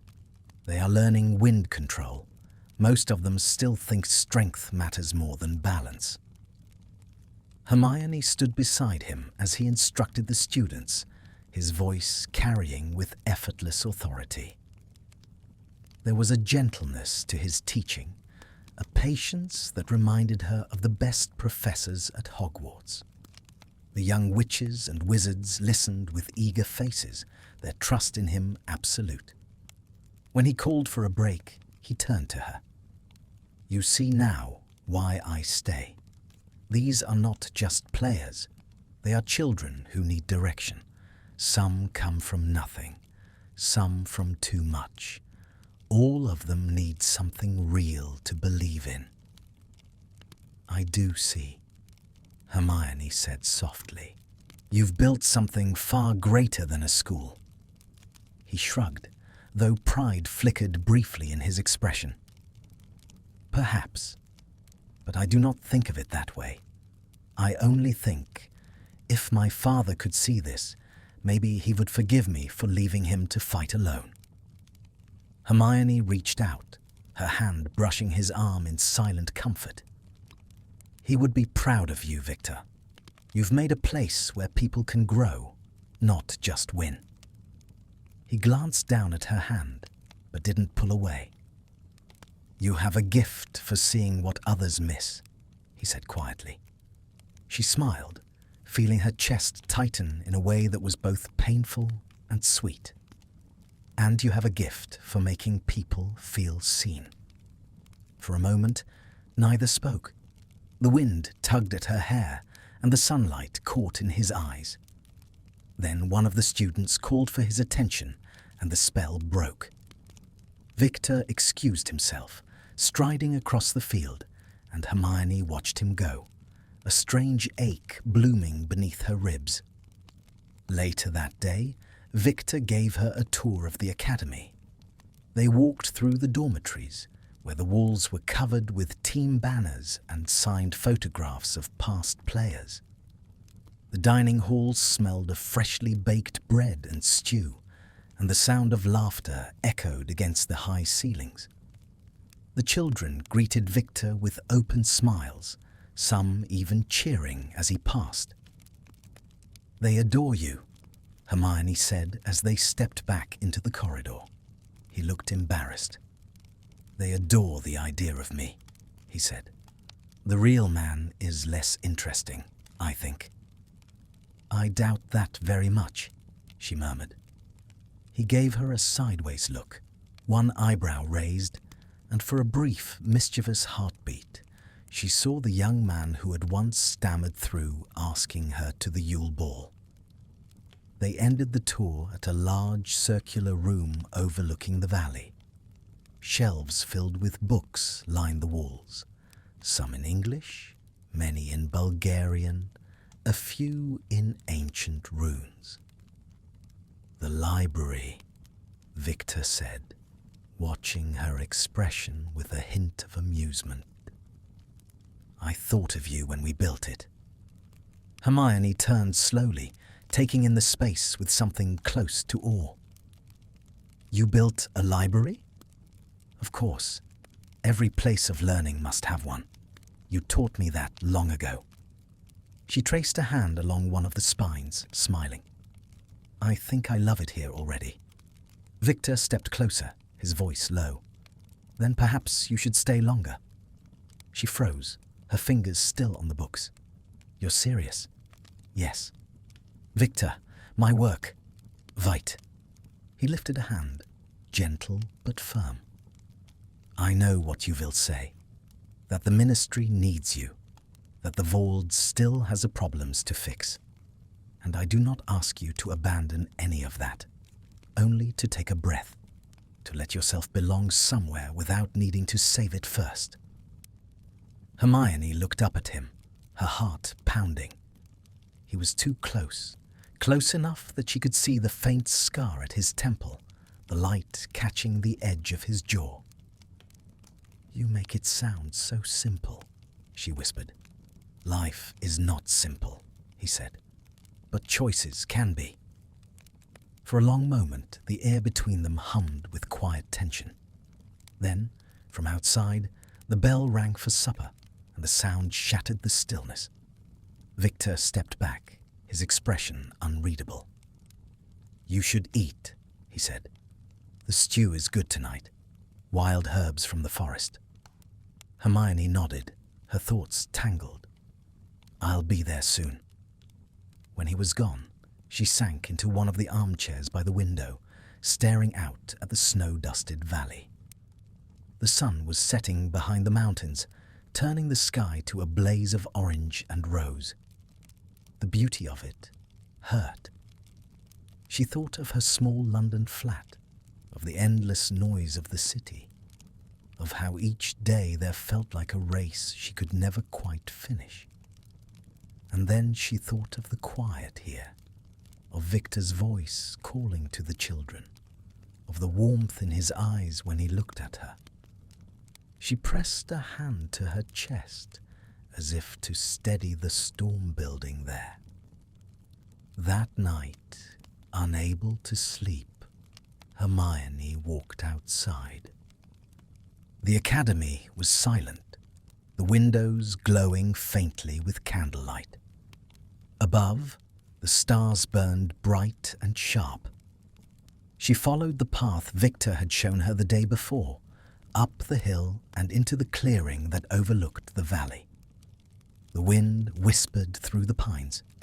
She closed her eyes, breathing in the cold air, and felt the world slow. She didn't hear his footsteps at first, only the quiet sound of his voice. "You found it again." She turned. Viktor stood at the edge of the clearing, a lantern in his hand, his cloak lined with frost. "Couldn't sleep," she said softly. "Neither could I," he admitted, stepping beside her. The light from the lantern painted the snow in gold. For a while they stood in silence, watching the valley below. Then Viktor spoke. "You know, when I first came here after the war, I thought I would be alone forever. That maybe that was easier. But now I see it was only safe, not easier." Hermione looked at him. "And now?" He met her gaze, his breath forming clouds in the cold. "Now, I think I am ready to be brave again." Her heart stuttered. "Brave?" "Yes," he said softly. "Brave enough to ask if you might stay. Not for me, for you." Hermione felt the wind rise around them, lifting the edges of her cloak. The stars above seemed to shimmer brighter, as if waiting for her answer. I don't know what staying would mean, she whispered. Then let us find out together. He reached out, his gloved hand hovering near hers but not touching. She hesitated only a moment before closing the space between them. His fingers curled gently around hers, and warmth bloomed in the cold night air. The lantern flickered, casting long shadows over the snow. And though no words followed, both of them understood that something had shifted again, quietly, irrevocably. Far below, the academy slept in peace, unaware that above it, two hearts had begun a new chapter, written not in ink or duty, but in the slow, steady language of trust. Morning broke like a whispered secret, pale light sliding over the peaks and spilling across the quiet valley. Hermione woke to the faint sound of wind moving through pine branches and the distant echo of children's laughter. It took her a moment to remember where she was. The academy, the mountains, the peace that seemed almost too fragile to be real. She rose slowly, the air crisp against her skin, and crossed to the window. Below, the world glittered with frost. The students were already out, their brooms cutting through the cold morning air, leaving trails of light in their wake. Viktor's voice carried faintly from the field, commanding yet patient, its deep timbre steady as the heartbeat of the place. Hermione watched him for a long moment. There was something magnetic about the way he moved among his students, not as a celebrity or legend, but as a teacher. He adjusted a young boy's grip on a broomstick, then clapped him on the shoulder with quiet approval. No theatrics, no pride, just simple kindness. She found herself smiling, then caught her reflection in the glass. The woman staring back looked softer than she remembered, her features less drawn, her eyes clearer. Perhaps it was the mountain air, or perhaps it was something, or someone, else entirely. When she stepped outside, the cold bit pleasantly at her cheeks. Viktor noticed her almost immediately, his stern expression easing into something gentler. "You are becoming a morning person," he said as she approached. "Not by choice," Hermione replied. "Your students are rather loud." He laughed, a sound rare and rich like warm wine. "It means they are learning. Laughter and falling are part of the lesson." Spoken like a philosopher, he gave a small shrug. Flying teaches more than balance. It teaches how to fall and still rise. They stood together at the edge of the training field, watching as a group of students attempted a new maneuver. One of them wobbled dangerously mid-air, then managed to steady herself just before hitting the snow. The others cheered. Viktor smiled, pride glinting in his eyes. Hermione glanced sideways at him. "You've changed, Viktor. You used to be so serious, so solitary." His smile faded slightly, replaced by quiet reflection. "I was," he admitted. "But solitude can become a cage. I thought it was strength once, not needing anyone. Then the war ended, and I realized I was only hiding from the pain." Hermione nodded slowly. "I understand that more than I'd like to." He turned to her, his gaze steady. "You have always carried too much. Even when we were young, you bore everyone's burdens as if they were your own." She let out a small, rueful laugh. "Some habits are difficult to break." "Then perhaps it is time," he said softly, "to break them." The words lingered in the air between them, full of meaning neither dared to name. That afternoon, Hermione joined him in the library. The fire crackled in the hearth, and light filtered through high, narrow windows, casting warm gold across the rows of books. She had intended to read, but Viktor had brought parchment and quills to the large wooden table instead. "I need your help," he said, spreading a half-finished document before her. "The ministry wants a charter for the academy.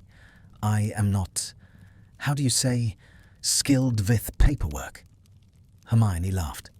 "Ah, so that's why you let me stay. Free administrative labor." His lips twitched. "Perhaps. Or perhaps I enjoy the sound of your voice when you read long legal sentences." "Flattery will not save you from the tedium of Form 22B. Together, they spent the next several hours writing, revising, and laughing, truly laughing, over the intricacies of magical bureaucracy. Viktor was hopeless with official phrasing, but patient, eager to learn. Every so often he would lean too close as he pointed at a line, and Hermione would feel the warmth of him beside her. Grounding. Real. When the work was finally done, Viktor leaned back in his chair with a sigh of satisfaction. "You are dangerous, Hermione Granger. You make even paperwork feel almost pleasant." "Careful," she teased. "I might take that as a compliment." It was meant as one. The silence that followed was soft, companionable. Outside, snow began to fall again, gentle flakes drifting past the windows. Hermione found herself studying the way the firelight flickered across his face, the strong lines, the quiet dignity. "Do you ever miss it?" she asked suddenly. "The fame, the Quidditch matches, the crowds?" Viktor shook his head. "No, fame is like fire, bright, but it burns. The matches, sometimes, yes. The feeling of the wind, the rush before the crowd roars. But this," he gestured around them, "this is what I was meant to do." She smiled softly. "I think you've finally found your place." "And you?" he asked, his eyes on hers. "Have you found yours?" Hermione hesitated. "I thought I had, but lately, I don't know. London feels smaller than it used to.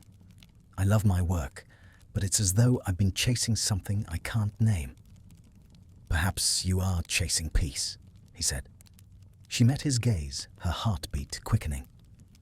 "And have I caught it?" He smiled faintly. "You tell me." That evening, the academy hosted a small gathering, a celebration for the students' first month of training. The dining hall was alive with music and laughter, the long tables crowded with steaming dishes and clinking goblets. Hermione sat beside Viktor near the head of the hall, watching as the young witches and wizards shared stories and songs. "This reminds me of Hogwarts," she said, her eyes shining. "The great hall, the noise, the chaos." "Only without Peeves," Viktor said, chuckling. "Thank Merlin for that." As the night wore on, someone produced a violin, and the music shifted from lively to soft. The candles dimmed. A student approached Viktor shyly. "Professor Krum," he said in accented English, "will you dance with us?" Viktor laughed and shook his head. "I am too old for such things." But then, as the students turned to Hermione, she smiled and rose. "If he won't, I will." The boy grinned and led her to the center of the room. The others joined, forming a circle around them. Viktor watched from his seat, amusement and something deeper flickering across his face. Hermione's movements were graceful, though not practiced, a scholar learning to let go. When the song ended, she turned to find Viktor standing beside her, offering his hand. "Perhaps I am not too old after all," he said. She laughed, her cheeks flushed. "We'll see." He drew her close, one hand resting lightly at her waist.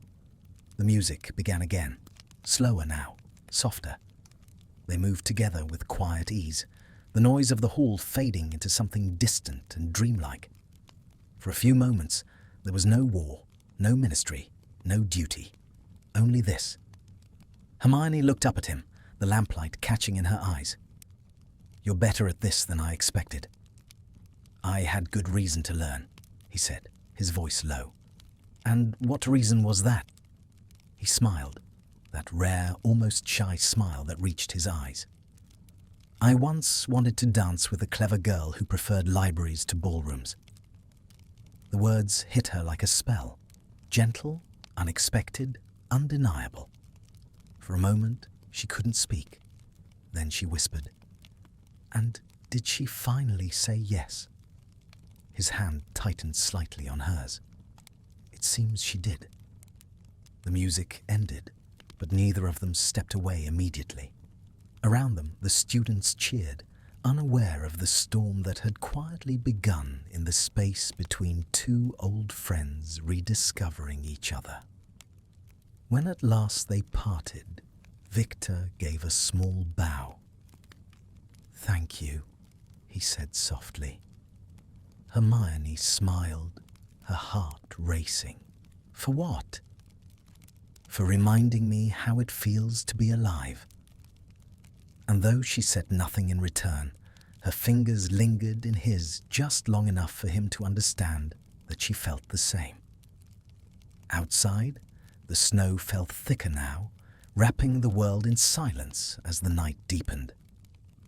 The mountains stood like sentinels, ancient and still, bearing witness to something small and wondrous unfolding in their shadow, something that even time, perhaps, would not soon forget.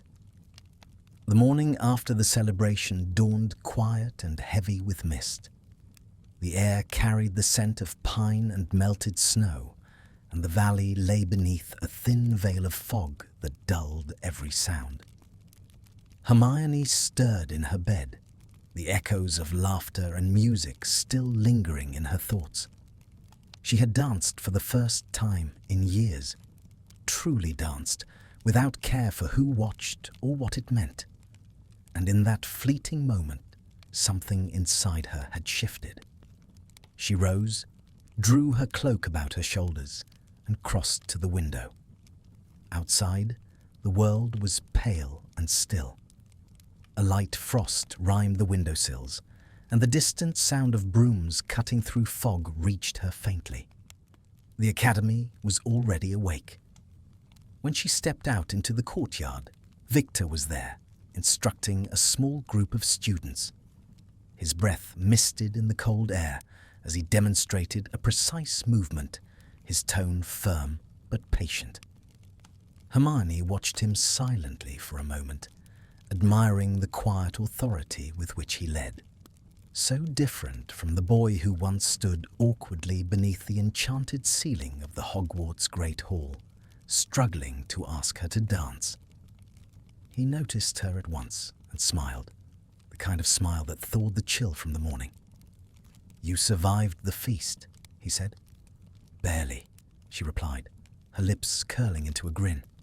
"I had forgotten how exhausting joy can be." "Ah," he said, nodding gravely. "A dangerous thing, joy, best experienced in small doses."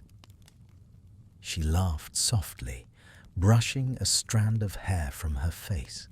"If that's your philosophy, your students are doomed." He chuckled, turning back to the field. "They learned faster than I did."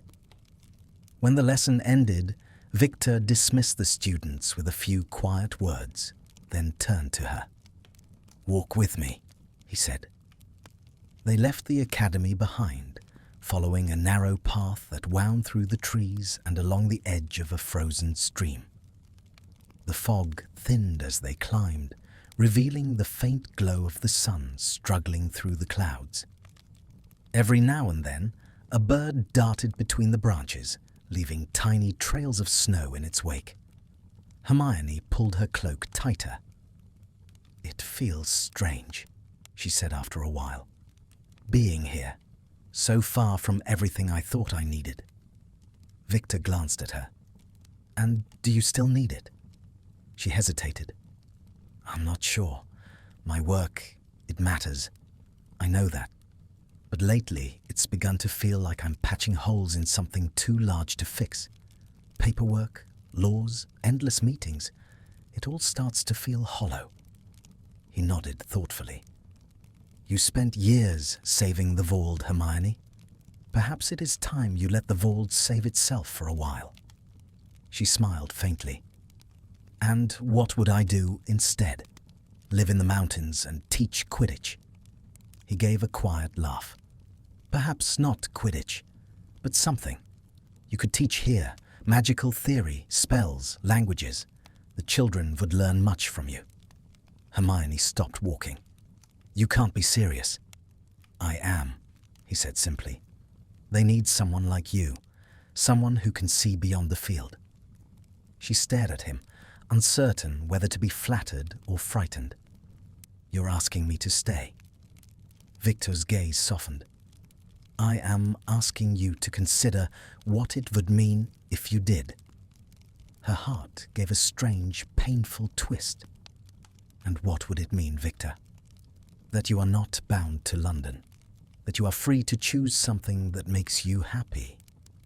The sincerity in his voice disarmed her. She looked away, watching her breath fog the cold air. It's not that simple. Nothing worth choosing ever is, he said gently. They walked on in silence, their footsteps muffled by snow. The path curved upward, and soon they stood before a small wooden cabin perched on the ridge. Smoke curled from its chimney, and the scent of cedar drifted through the air. Viktor opened the door and gestured for her to enter. Inside, the space was warm and inviting. Shelves lined the walls, filled with books and old Quidditch trophies. A kettle steamed gently on the hearth, and a large table stood by the window, cluttered with maps and parchment. My home, Viktor said, closing the door behind them. Small, but it serves. Hermione smiled, her eyes moving over the room. It's perfect. You've built this yourself? He nodded. Every board, every nail. After the war, I could not stay in the cities. Too much noise, too many ghosts. So I came here. I built this, then the academy, one day at a time. There was pride in his voice, but also humility, the quiet satisfaction of someone who had found peace in creating rather than destroying. Hermione approached the table, her gaze falling on a half-finished sketch of the valley. You draw? Only what I cannot forget, he said. It helps me think. She turned toward him, her expression softening. You've found your way, haven't you? He met her eyes, his expression unreadable. I thought I had, but then you came. The air seemed to grow still. Hermione felt her heartbeat quicken. Viktor. He shook his head, a faint smile on his lips. Do not look so alarmed. I mean only that you remind me life is not meant to be lived in silence. She exhaled slowly. You always did know how to make an argument sound like poetry. Poetry is easier than honesty, he said. Then be honest. Viktor's eyes held hers. All right. When I am with you, the Vault feels less heavy. I do not know what it means yet, only that it is true. Her breath caught.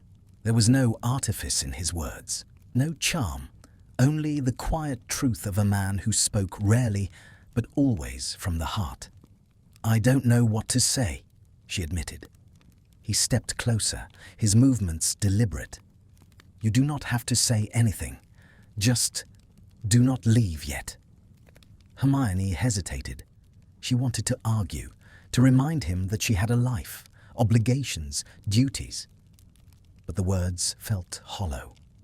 The mountains outside called to her in a way London never had. She looked down, her fingers brushing against the hawk charm he had given her. It was warm beneath her touch.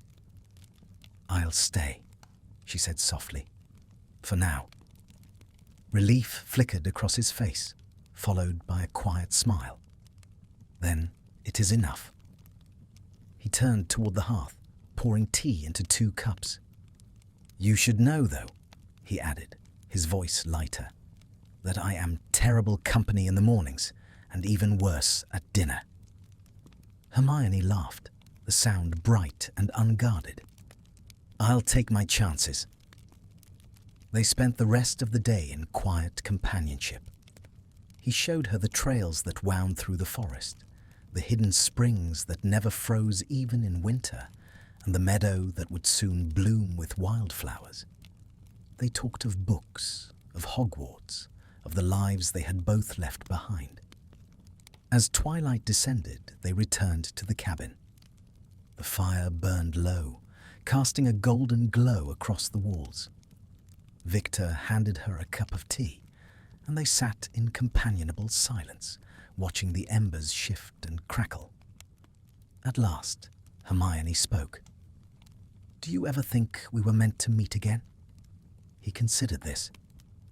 "I think the Vold is strange and full of chances. Perhaps some are not by chance at all." She smiled, her eyes on the fire. "Perhaps not." Outside, the fog lifted from the valley, revealing a clear, starlit sky. The lights of the academy shimmered below like tiny lanterns, each one carrying its own story. And in the quiet cabin high above, Hermione and Viktor sat together, the weight of years falling away until there was nothing left but the gentle rhythm of 2 hearts, learning at last to rest. The days that followed settled into a rhythm Hermione had not known she was capable of keeping. Morning light would pour through the frost-glazed windows, and she would wake to the quiet crackle of the hearth Viktor had enchanted to burn low through the night. By the time she came downstairs, the scent of strong tea and parchment ink always hung in the air. Viktor rose early, always earlier than the sun, and by the time she joined him, he had already spent hours outside with his students, tracing flight paths across the silver sky. Hermione found herself growing accustomed to the pace of the mountains. It was a world untethered from clocks and meetings. She read in the mornings, walked through the snowbound woods in the afternoons, and joined Viktor by the fire in the evenings, where silence was companionable rather than uncomfortable. Sometimes they spoke, other times they simply sat, listening to the hiss of the fire and the slow breath of the wind against the windows. For the first time since the war, she wasn't rushing toward anything. One afternoon, as she crossed the courtyard, several of Viktor's students waved to her, calling greetings in broken English. Hermione smiled, lifting a gloved hand in reply. The children had grown used to her presence, and they had begun to seek her out for advice on everything from spellwork to essays. When one particularly bright girl asked her to explain the theory of protective wards, Hermione spent the next hour kneeling in the snow, drawing diagrams with a branch, and explaining how intent shaped magic as much as incantation. By the end of the lesson, a small crowd had gathered. The girl's ward glowed faintly in the snow. Perfect, precise. The others clapped, and Hermione found herself laughing, genuinely laughing, the sound echoing off the mountains. Viktor appeared at the edge of the field, arms crossed, watching with quiet amusement. When the students dispersed, he walked toward her. "You see," he said, his breath misting in the cold, "you are already a teacher." Hermione brushed snow from her cloak, smiling. "That was hardly a class, more like curiosity." "Curiosity is the first kind of learning," he replied. "They would follow you anywhere if you stayed." The words lingered between them, soft and uncertain. Hermione felt her heartbeat quicken, not from the cold, but from something she could no longer pretend was only friendship. She looked away, toward the distant ridge where clouds hung low like shrouds of silver. That evening, the sky turned violet as twilight descended. The air was sharp, carrying the scent of pine resin and wood smoke. Hermione found herself standing outside the cabin, gazing at the valley below. The Academy's lanterns flickered like stars scattered across the snow. Viktor joined her, silent at first. When he finally spoke, his voice was low, roughened by the chill. "I have been thinking about your work," he said. "The ministry, the endless meetings, the politics. It is good work, but it steals something from you." She sighed, wrapping her cloak tighter. "It gives purpose, Viktor. That has to count for something." "It does," he said. "But purpose should not feel like punishment." Hermione turned toward him. His face was calm, but his eyes were searching, intent. "You think I'm punishing myself?" "I think," he said carefully, "that you have spent too long proving you are unbreakable.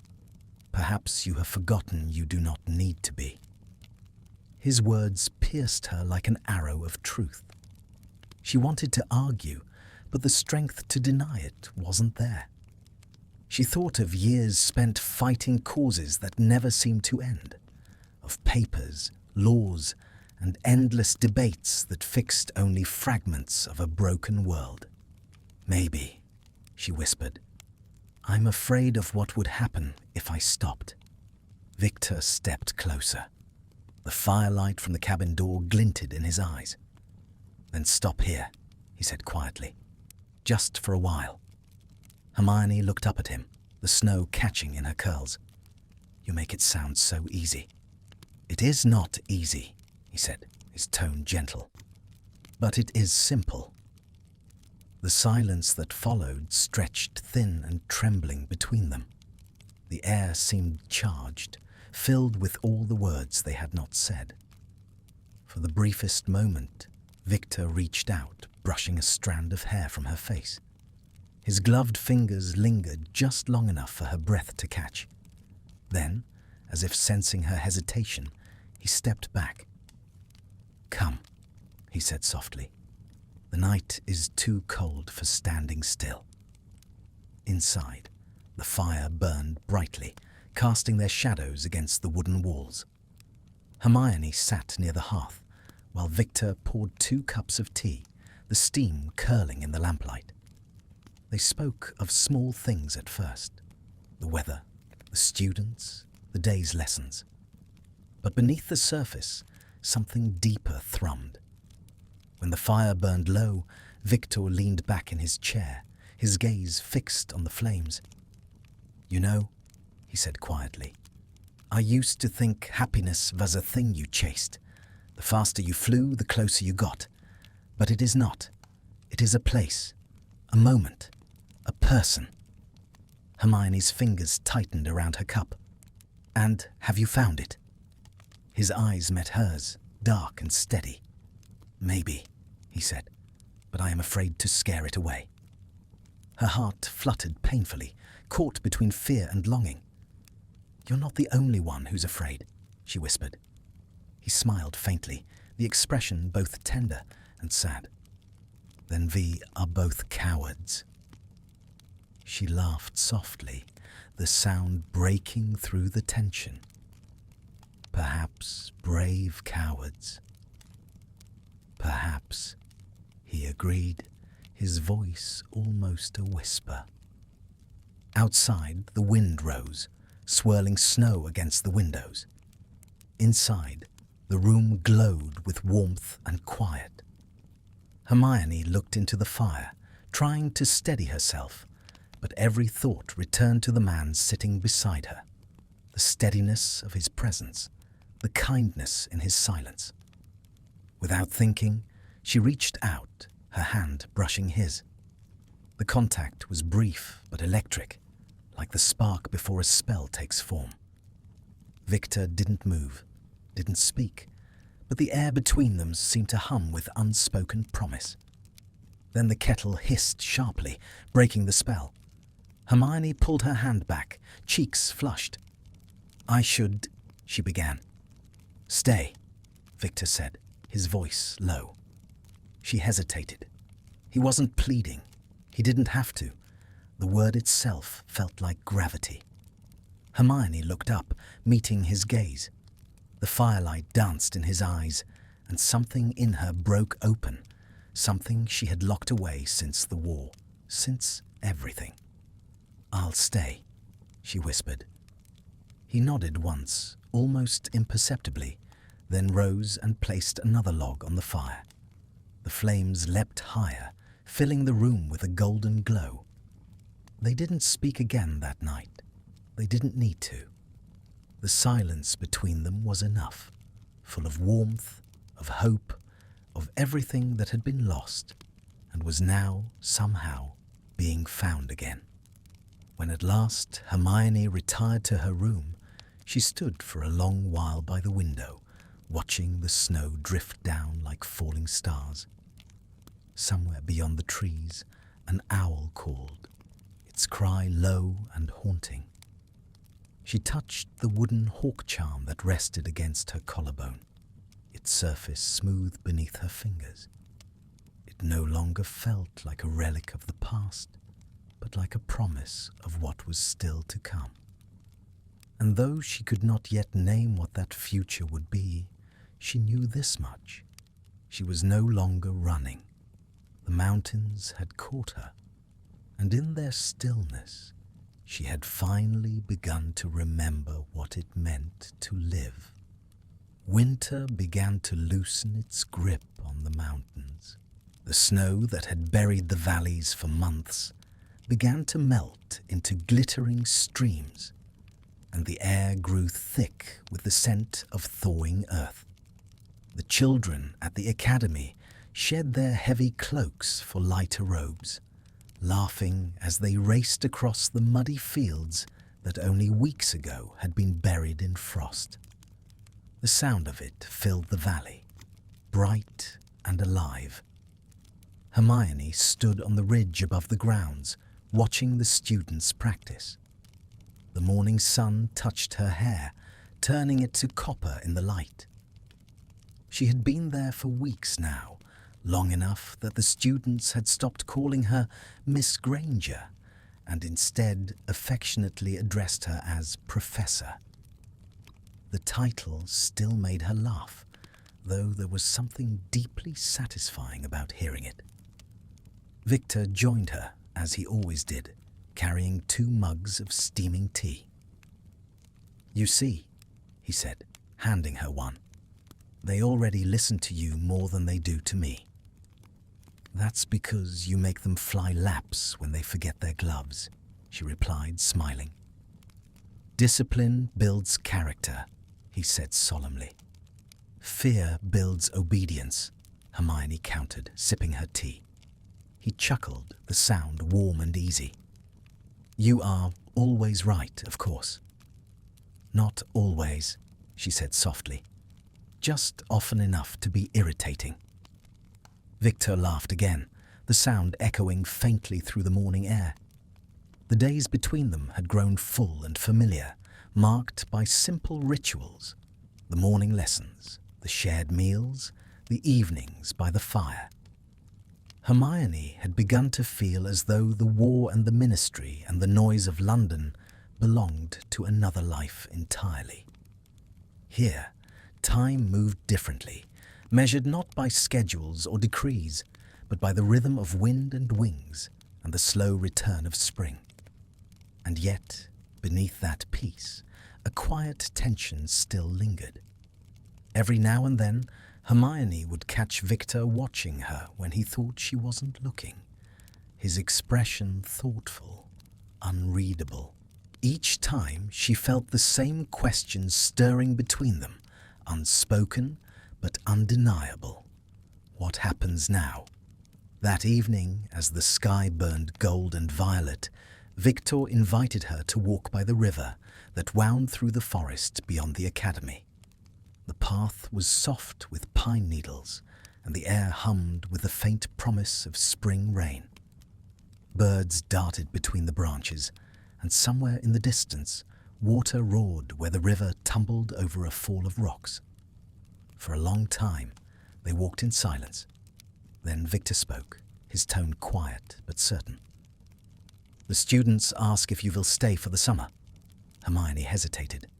"And what did you tell them?" "I said I do not know." She smiled faintly.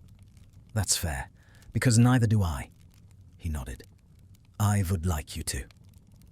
The honesty in his voice made her chest ache. "I know," she whispered, "and part of me wants to. But London is still there, waiting. My work." "Your work would survive without you for one summer," he said gently. Hermione stopped, turning to face him. "It isn't that simple." "It never is," he said. "But that does not mean you must choose the hard path every time." Her eyes searched his face. "And what if I'm not meant to stay? What if this—" She gestured around them, to the trees, the river, the quiet beauty of it all. "Is only a pause before I return to what I'm supposed to do." He was silent for a moment, then said, "Perhaps what you are supposed to do has changed." Hermione looked away, watching the water shimmer between the rocks. "You make everything sound so certain." "I am not certain," he said. "I only know that since you came, this place feels complete. You belong here as much as I do." She turned back to him, her throat tight. "Viktor, I can't build my life around someone else again. I've done that before, around causes, around people, around wars. I promised myself I wouldn't lose myself that way again." He stepped closer, the sunlight flickering over his face. "Then don't lose yourself. Stay because you wish to. Not for me, not for them, for you." The words sank deep, finding the place in her heart she'd been guarding so fiercely. She didn't answer at once. She couldn't. Instead, she looked out over the valley, where the academy stood like a small miracle against the mountains. She thought of the laughter, the lessons, the endless horizon of possibility that stretched here, so far from the stone corridors of the ministry. "Maybe I've spent too long saving things," she said softly, "and not enough time simply living them." Viktor smiled faintly. "Then perhaps this is the place to start." They walked on until the river curved into open meadow. The light was fading now, turning the water to silver. The grass beneath their boots was soft, dotted with the first wildflowers of spring. Hermione stopped, bending to touch one, pale blue and trembling in the wind. "When I was a girl," she said quietly, "I thought the future would be clear, that if I studied hard enough, did the right things, everything would make sense. But it never really has." "It is not meant to," Viktor said. "The world does not give us answers, only choices." Hermione rose, brushing the petals from her fingers. "And if I choose wrong?" "Then you choose again," he said simply. "That is how we live." The simplicity of it disarmed her.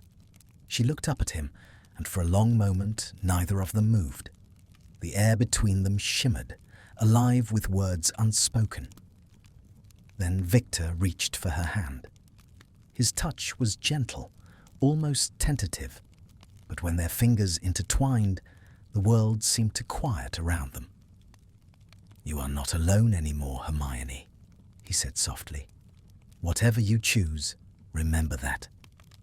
Her throat tightened. "I don't think I've heard words I needed more than those." Viktor's thumb brushed her knuckles, and he smiled, a small, uncertain smile that made her chest ache with affection. "Then I am glad." They stood together until the last of the light faded from the sky. When they finally turned back toward the academy, the first stars had begun to appear, sharp, clear points of silver against the deepening blue. That night, as Hermione sat by her window, she found she could not sleep. The valley lay quiet beneath the moon, the roofs of the academy silver with frost. From somewhere distant came the faint hoot of an owl, and the sound stirred a memory of Hogwarts, of another time, another life. She smiled to herself, realizing that the ache of nostalgia no longer hurt. It simply was. She reached for her journal, the same one she had carried since her early days at the ministry, and began to write. Her quill moved swiftly, the words flowing as though they had waited years to be freed. She wrote of the mountains, of the children, of the peace that lived in the sound of wind and laughter. She wrote of Viktor, not of love exactly, but of the quiet steadiness he carried, the way he reminded her of what mattered. When she was finished, she closed the book and blew out the candle. Outside, the night stretched vast and endless, filled with the low hum of the river and the soft pulse of stars. Somewhere below, Viktor was likely awake too, thinking, planning, waiting. Hermione pressed a hand to her heart, feeling its steady rhythm. She did not know what the future would bring, but for once, the uncertainty did not frighten her. In the silence, she whispered to the darkness, as if to the mountains themselves, "For now, I am home."